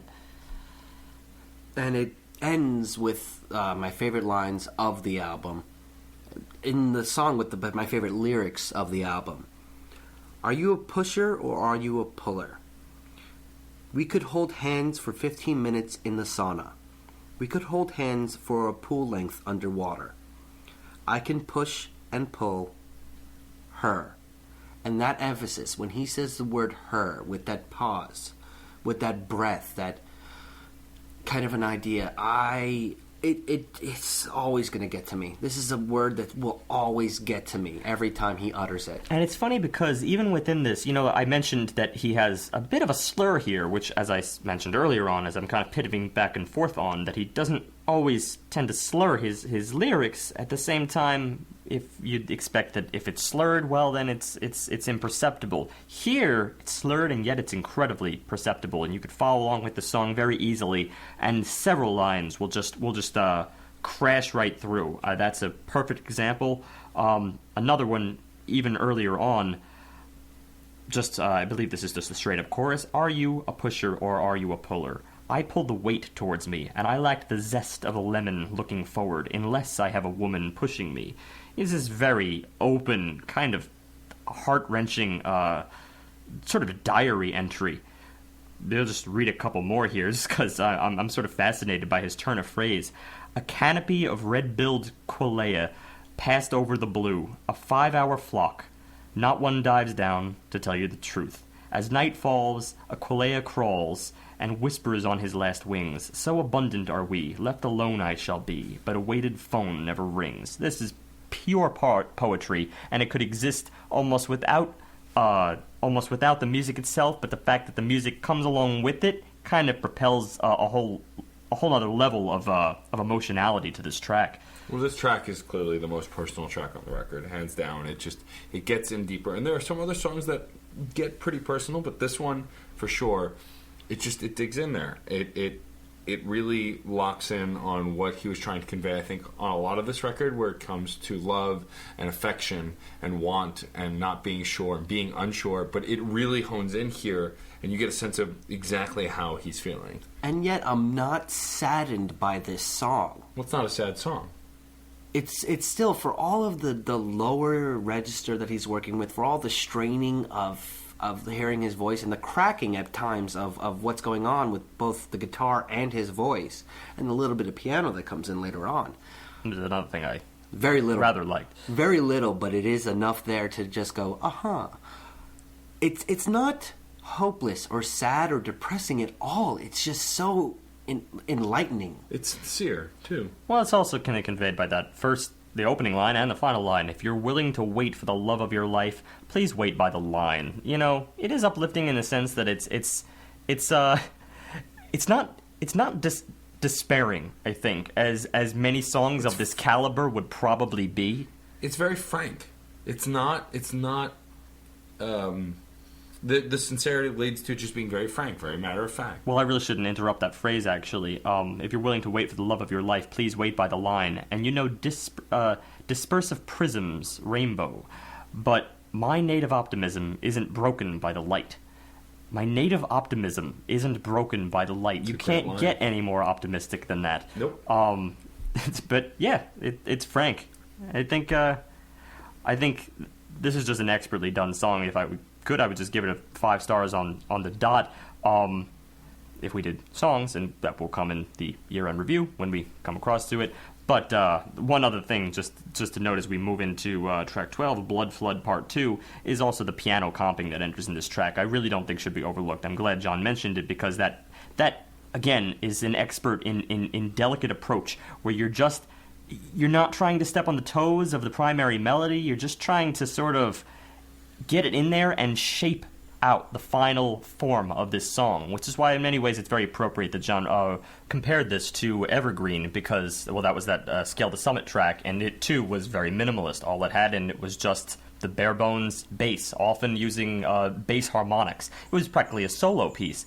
Well, in this particular case, we get it's not a solo, but it could practically be a solo. It's just the single vocals, but with just that minimal guitar to shape it. And then in addition to that, the piano, which seems to, I don't know, it caps it out really well to me. Sometimes these things serve better than a pure solo would. It's a miracle that Evergreen was able to do that with just the bass, but with this, I think it's perfect the way it is. I agree. And it smoothly combines or moves on into the next track, which, as you mentioned previously, Steve, is Bloodflood Part 2, which is actually a second song. The original Part 1, I guess, Bloodflood, was on their previous record, and so this is their sequel in the vein of Unforgiven and Unforgiven 2, like Metallica, how artists tend to create sequels to songs. And this song initially seemed to be building upon Pusher. It had a striking piano chords in it, but they didn't really flesh out. They were just very in the moment. It was almost paralleling the ideas that was in the previous track, but this song just takes a huge turn after the first 25 or so seconds. Well, even I think even with that, I forget what there was at the beginning, or maybe after those 25 seconds, you get sort of an electronic beatbox. That, to me, is well, it's Worlds from Pusher. But beneath that, we get some other nice things. We get these kind of droning strings to start out. And then melodically, we're kind of back to something we had earlier on the record. I forget exactly which track, but the phrases were very, very short. And in this case, we just get heat shimmer, hips quiver, open smother, lipped lover. Again, really, I love their turn of phrase here. But it's very, very short, very concise. It's back to sort of, I think this is really a good example of what they've been doing predominantly on the album. They're very good at doing this kind of thing and conveying lyrics, being succinct, but also not being overbearing. But then the funny thing is that when we move into the next verse, it's a little bit more of a continuous melody, more of like a ramble. Dead in the middle of the COMMON, little did I know that the Mandela boys soon became the Mandela men. Razor blades on a melted toothbrush. / assassin de la police. And when it's performed, there's no pauses, no breaks. It's just fluid through, which is interesting. We haven't really heard anything like that. Mm-hmm. And then I think over this, it was either there or was after that, because maybe the heat shimmer was the chorus. I forget exactly, but we get these sort of slow falling chords throughout all of this. Yeah. So there's some interesting things here. If there was something though that kind of take away is that I really don't see much of a hook here, which is why I don't think either one of these particularly grabbed me as this sort of focus chorus. Not that you have to have one necessarily, but what I mean by no hook is that there's really no part here that I'm going back to, that I find myself drawn in on as at least had been present on every track so far. There was at least one section that I just had to go back to, had to repeat. You're trying to hear it again. Here, it's the one element that I think could have portrayed that, and it was kind of upsetting that they removed it so quickly, was the piano. The piano was forming into something powerful, and it does come back, but it's because it tends to not be coupled with the vocal work, which they've shown works very well in what they're designing musically. It just lacked that wow factor on so many different ways. The musical interludes were just safe, I guess, for them. Very safe. But something else about that piano that I gotta note, because I'm not sure if I was 100% down with its presence to begin with. I know this is kind of a contrast to where we've been, because in general, the piano on this album has been pretty superb, even though it's been sort of thin. I like it when it's thin. But here, I don't know, there was something about this. It's kind of like that thing I go back to, the solitary piano in an empty auditorium. Not that it's playing solitary at this moment, but just that particular track here is conveyed with those inflections, with that type of reverb. It seems like it's inward. It seems like it's slow, contemplative, but like inward, trying to be outward. It's trying to also be a little bit grand, a little bit connected to their audience, maybe still trying to have that single concept. Just keep it in mind, keep it in sight at least. And it seems like they're doing both of this at once. And I'm trying to come to terms with what they're doing here on the album by not going full-fledged toward one or the other. Because in general, it seems like a no-brainer that this album is absolutely best when it is its most inward, a la our previous track, Pusher. I think that, for me, the big problem here is that we're not getting anything new for the record either.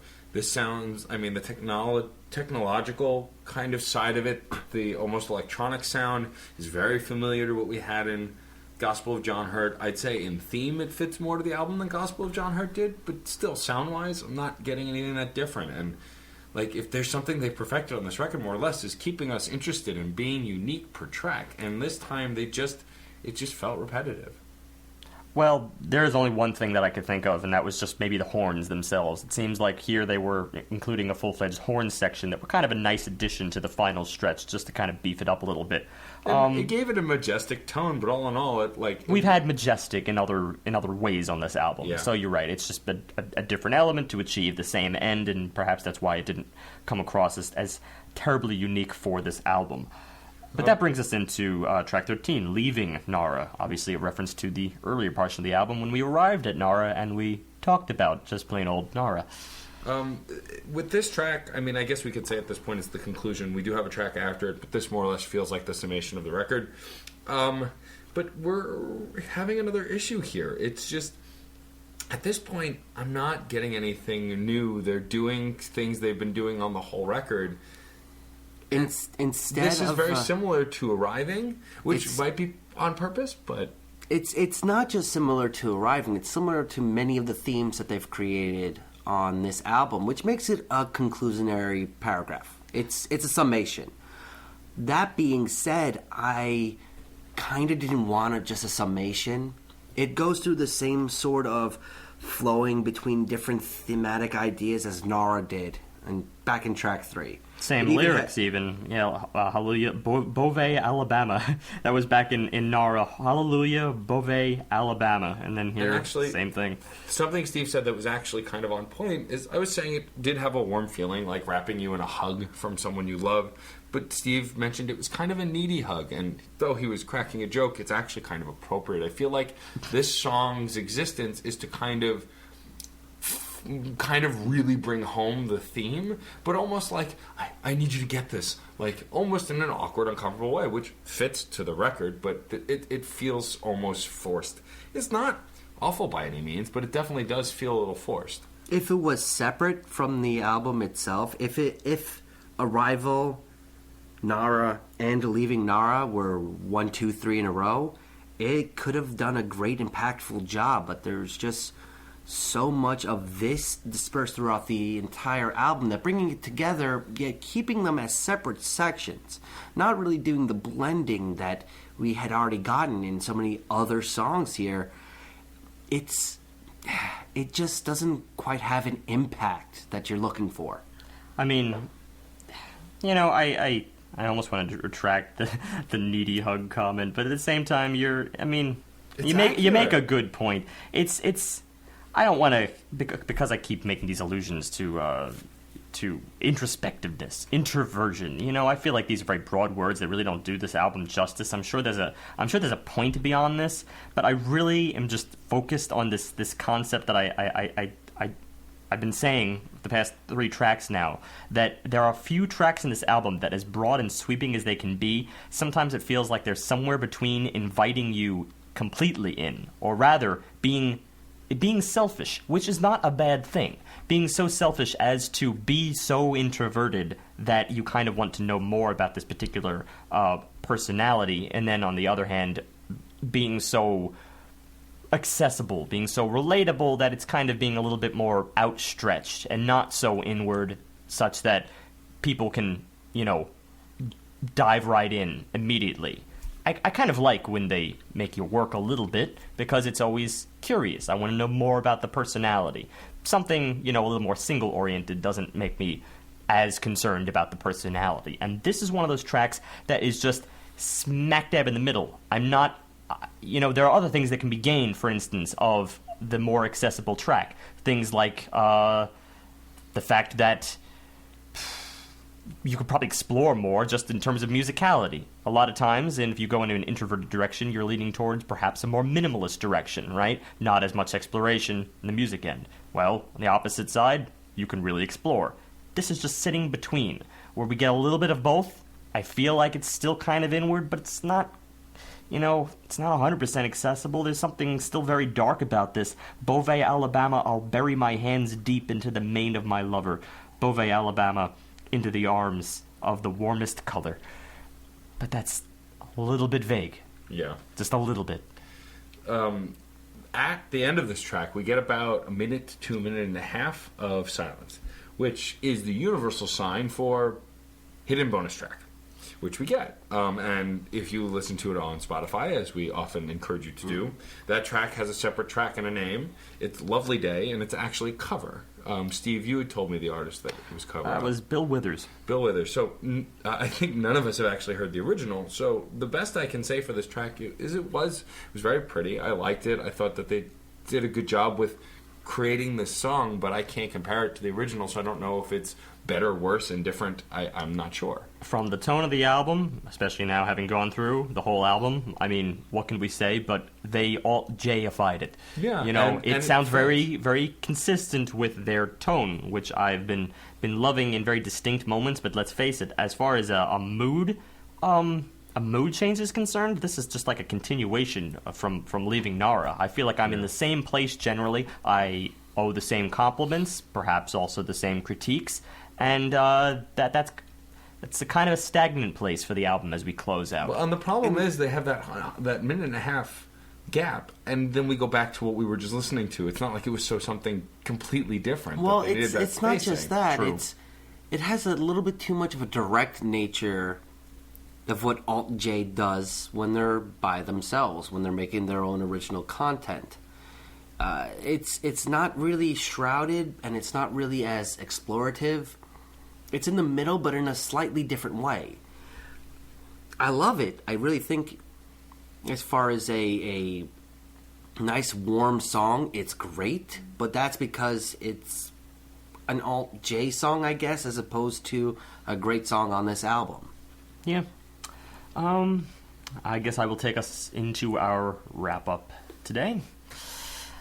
I actually was poised to give this extremely high marks in the beginning. It struck me, again, as that very self-focused album. I'm tired of using the word introspective. We're just going to say self-focused, but I use that in a very positive sense here. It actually propelled this album, many tracks early on, propelled it to, in my opinion, this plane of consciousness that you gather the artist is on that makes you kind of want to explore where they are right now, where they are emotionally, if that be the case, where they are physically, clearly in Nara. And even though it may take dark turns on this little journey, it's kind of a personality I wanted to know more about. And then it seems like it capped at a certain point. And it's almost imperceptible as to where that occurred, and it's not an exact place really, because again, even in the tail end, we still get perhaps our most personal song, which is Pusher. But that was, I guess, more of a special case for the tail end of this album. After that, it's really just standard fare for what Alt J does, which is still great, but perhaps they weren't as diverse in this particular case. The album caps out, plays it safe, I think, for the modern day, and I think that's really what I'm getting to. It's still a very sweeping and beautiful sound in a general sense, but many of these tracks, I feel like it's not really saying anything. That's toward the end. Earlier on, I want to emphasize that I think this album says a great deal, even if it is just from a musical perspective. I think Nara itself was one of the most solid tracks, I think, on this album. Not counting Pusher, because Pusher kind of speaks for itself, and frankly, that particular track is born of such a straightforward idea that it really couldn't be anything else but solid. But looking at Nara, this is a much more complex track. This is a track that includes an array of different ideas, and even though they may be a little scatterbrained at first, in their exploration of just the textural plane, it's very inventive. It's not stuff I see a lot, even in the alternative world. But that's what I was getting to. The alternative world is still, I think, very keen to accept this kind of album nowadays. It's almost, it's almost in standard fare for what we want, and I think that speaks to the fact of why it got #1 in the UK.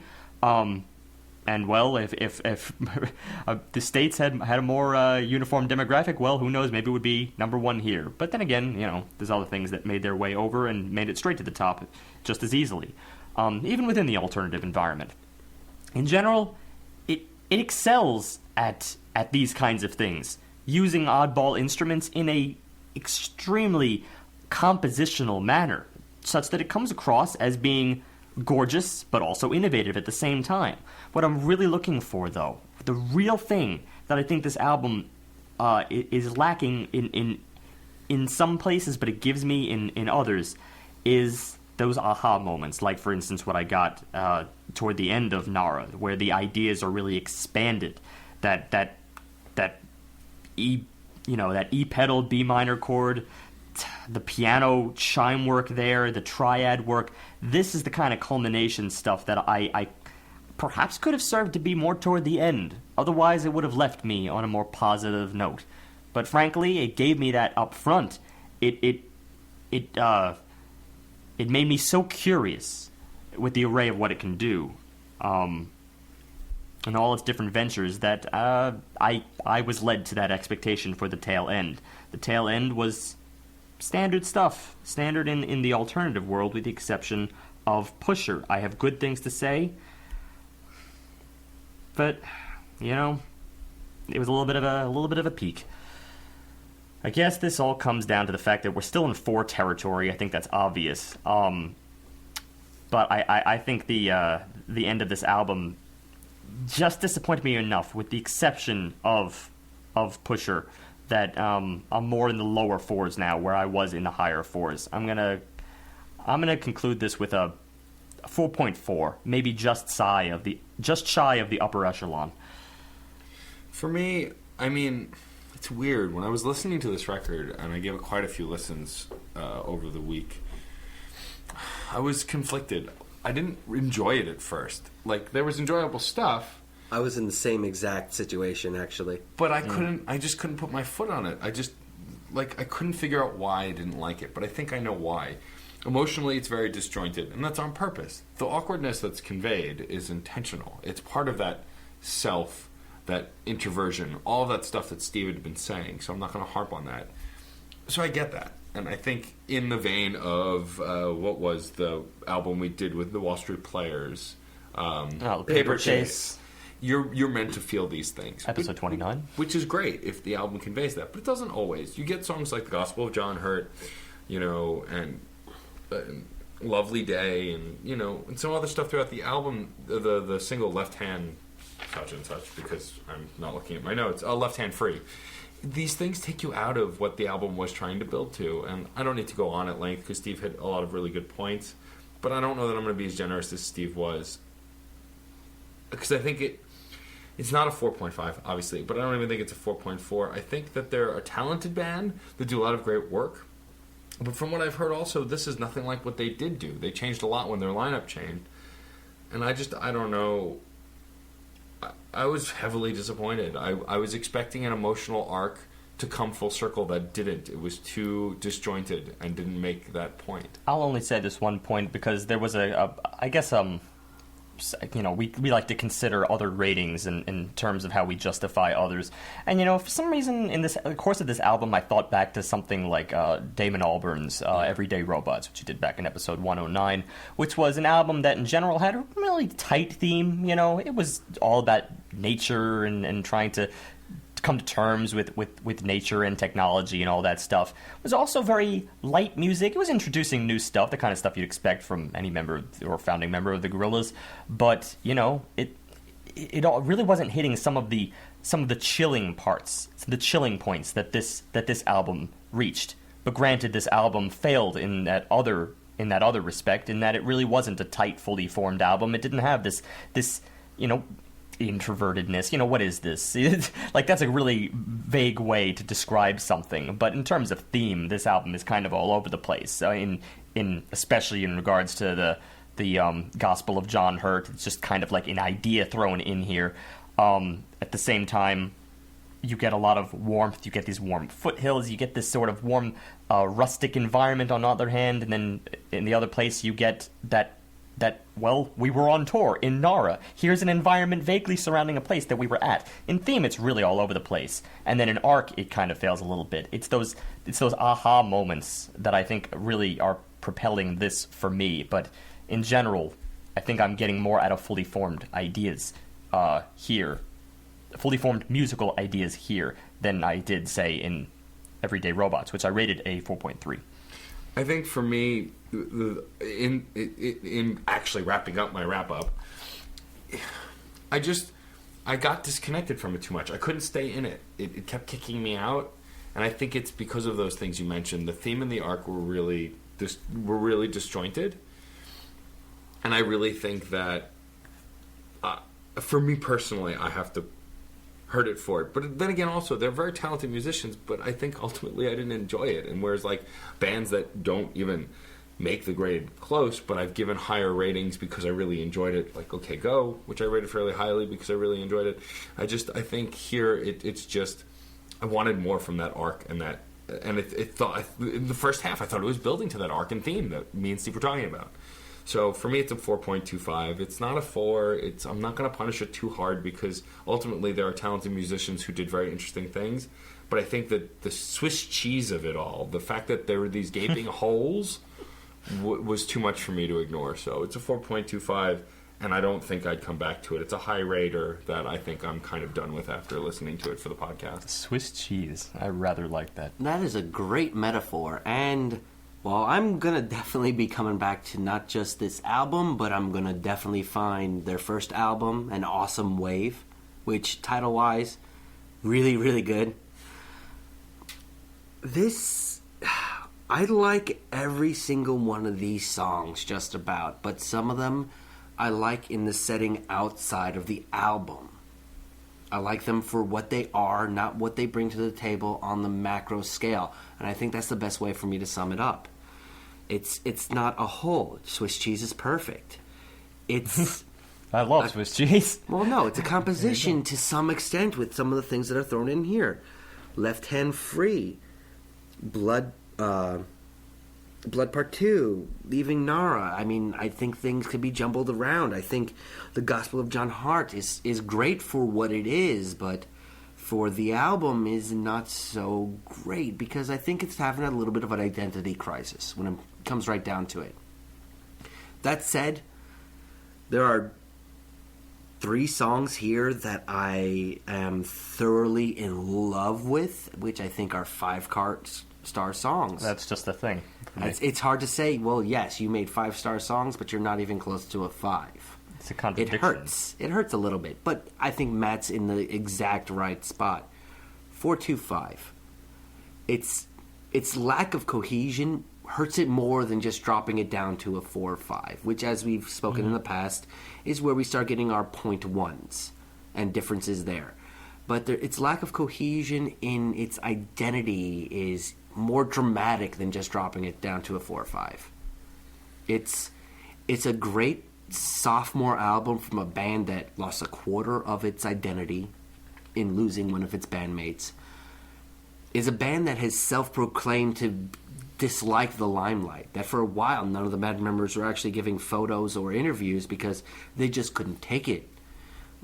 They said as a collective that their first album winning that Mercury Award was traumatic more than anything else in hindsight because, well, they view themselves as normal people who just so happen to make music, and all these other individuals were saying, no, you're rock stars now, and they didn't know how to take it. And yeah. I guess that kind of comes through very strongly for the band itself, and I like the fact that, well, frankly, they seem like they're making music that I really identify with, that I say is, well, it's sort of like an emotional soundtrack for me, but it's a little scattered.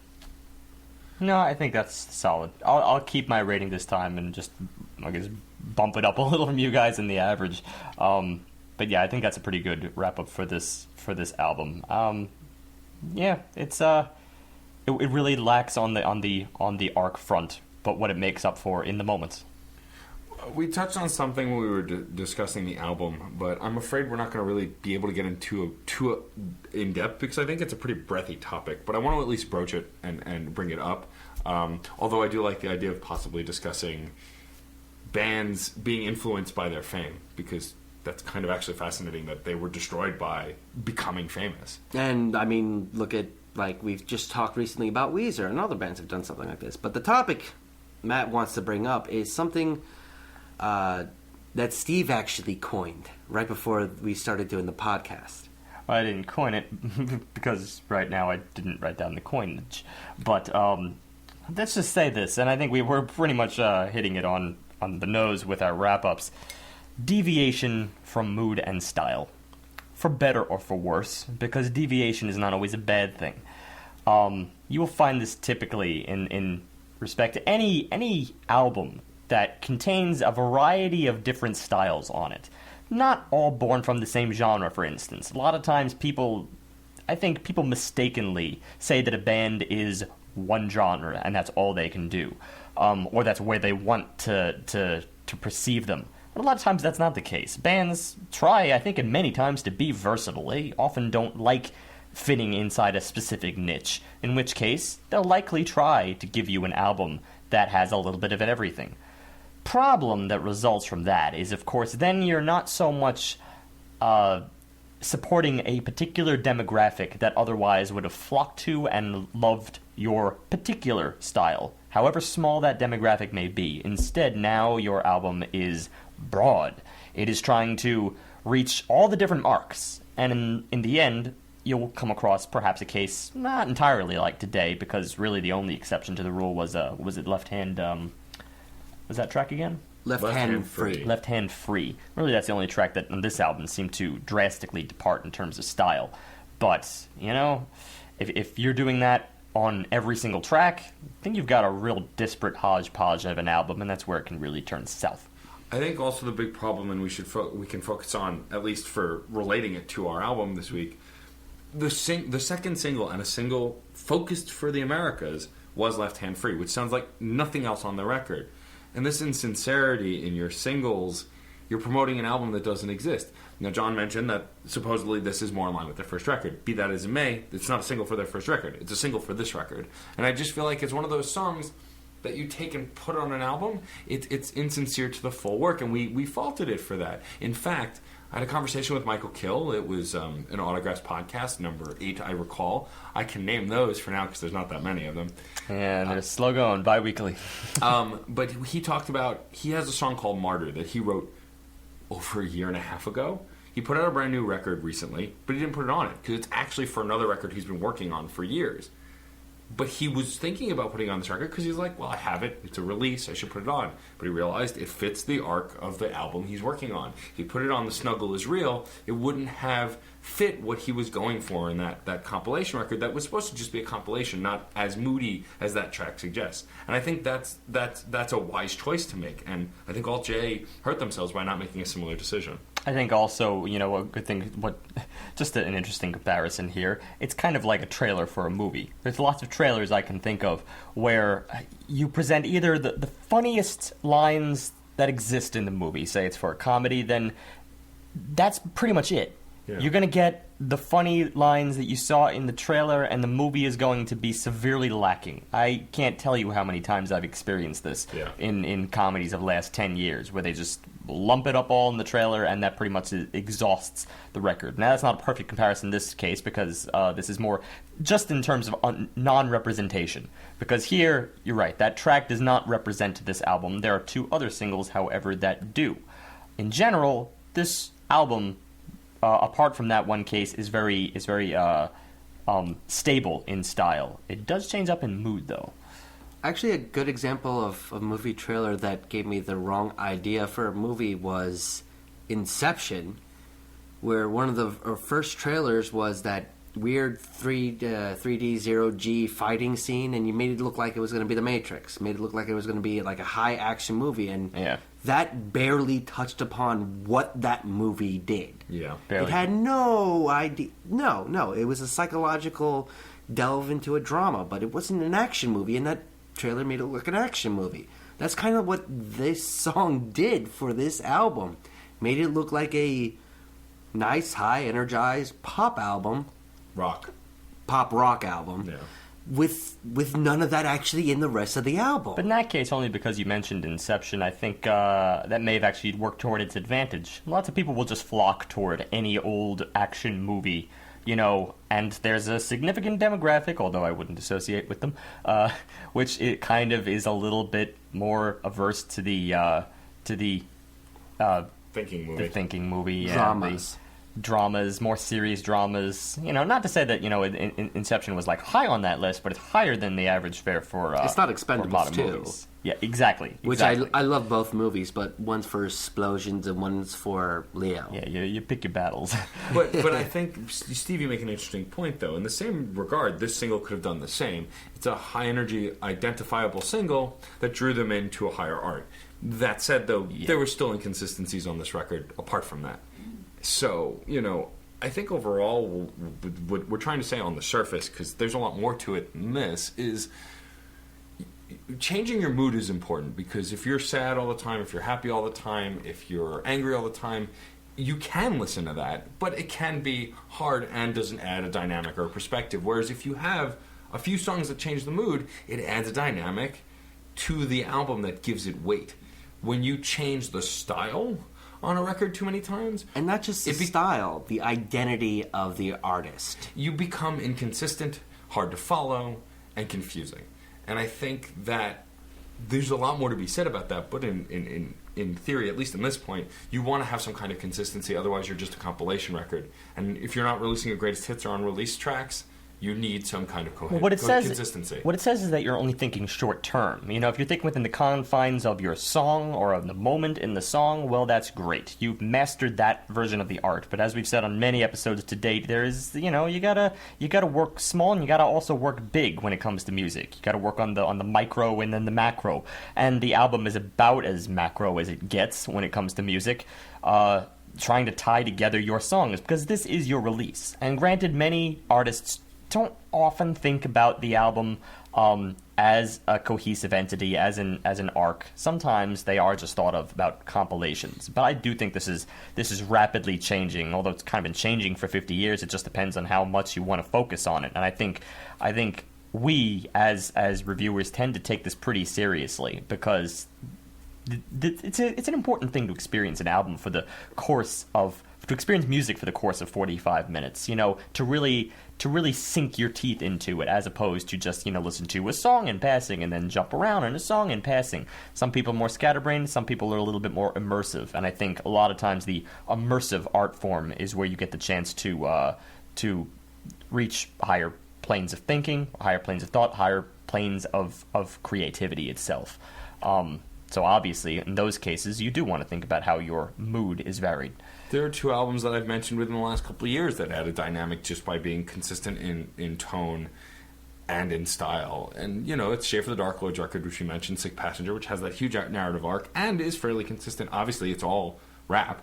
But even though the rap actually fluctuates. And in his remix album, while you get the same general ideas, the arc is still there, yet the sound is extremely different. But it's still held together. Or when I mentioned MC Frontalot's new record, which is Question Bedtime, which has got that through line of, you know, childhood, fairy tales and stories, but still varies in style a bit, but not so drastically. It still stays within the realm of nerdcore rap, but he's changing tone from song to song, giving you this kind of roller coaster ride of storytelling.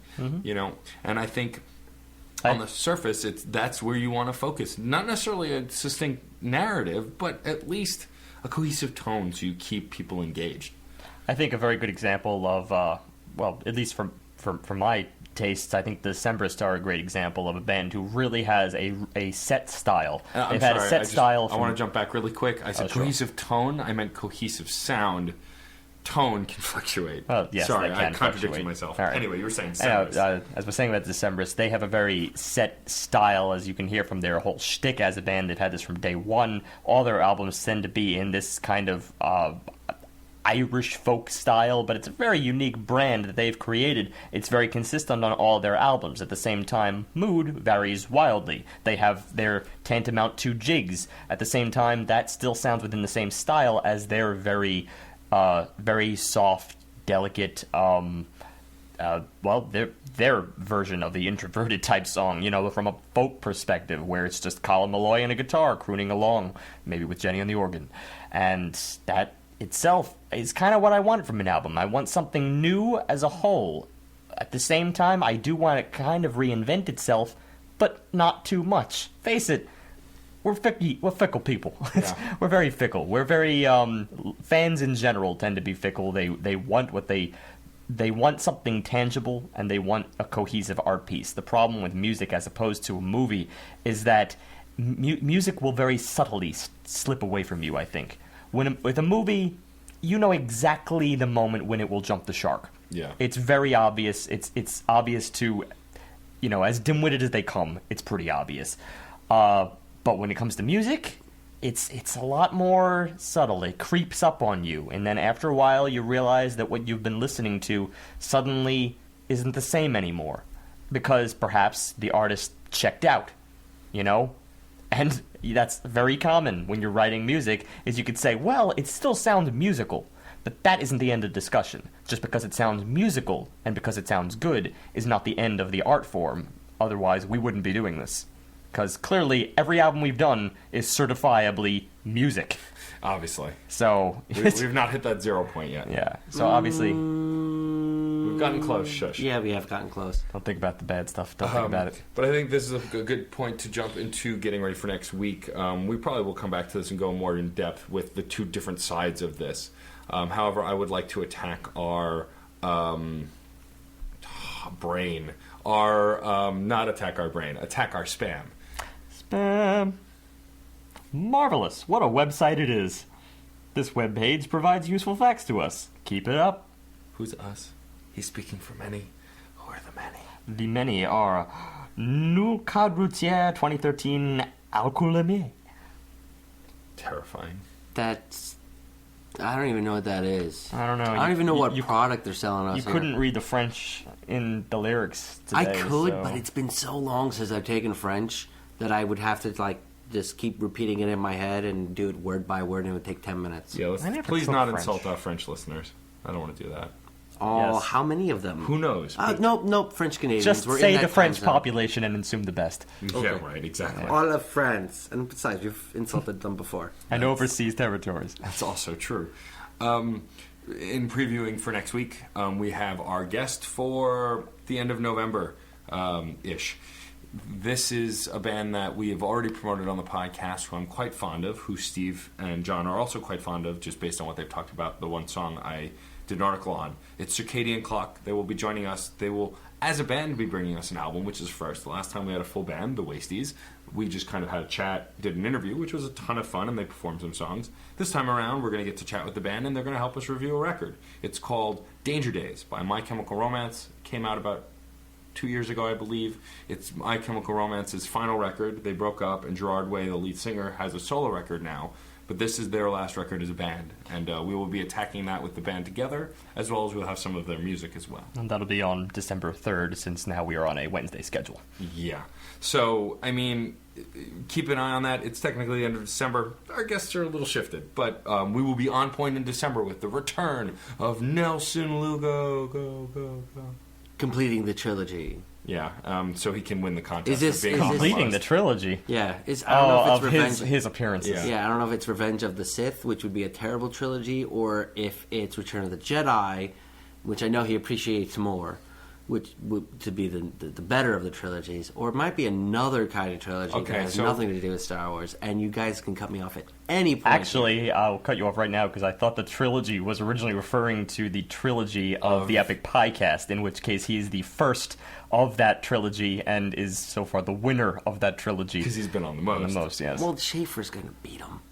I mean, That's he what he wants said. to. Really? I don't know. Schedule-wise. I would love for Schaefer to be joined. The I'd love for numbers them to don't prove compete. it. Not yet. Anyway, on that note, thank you guys for listening. As always, we appreciate you listening. And remember, music is life. And life is good.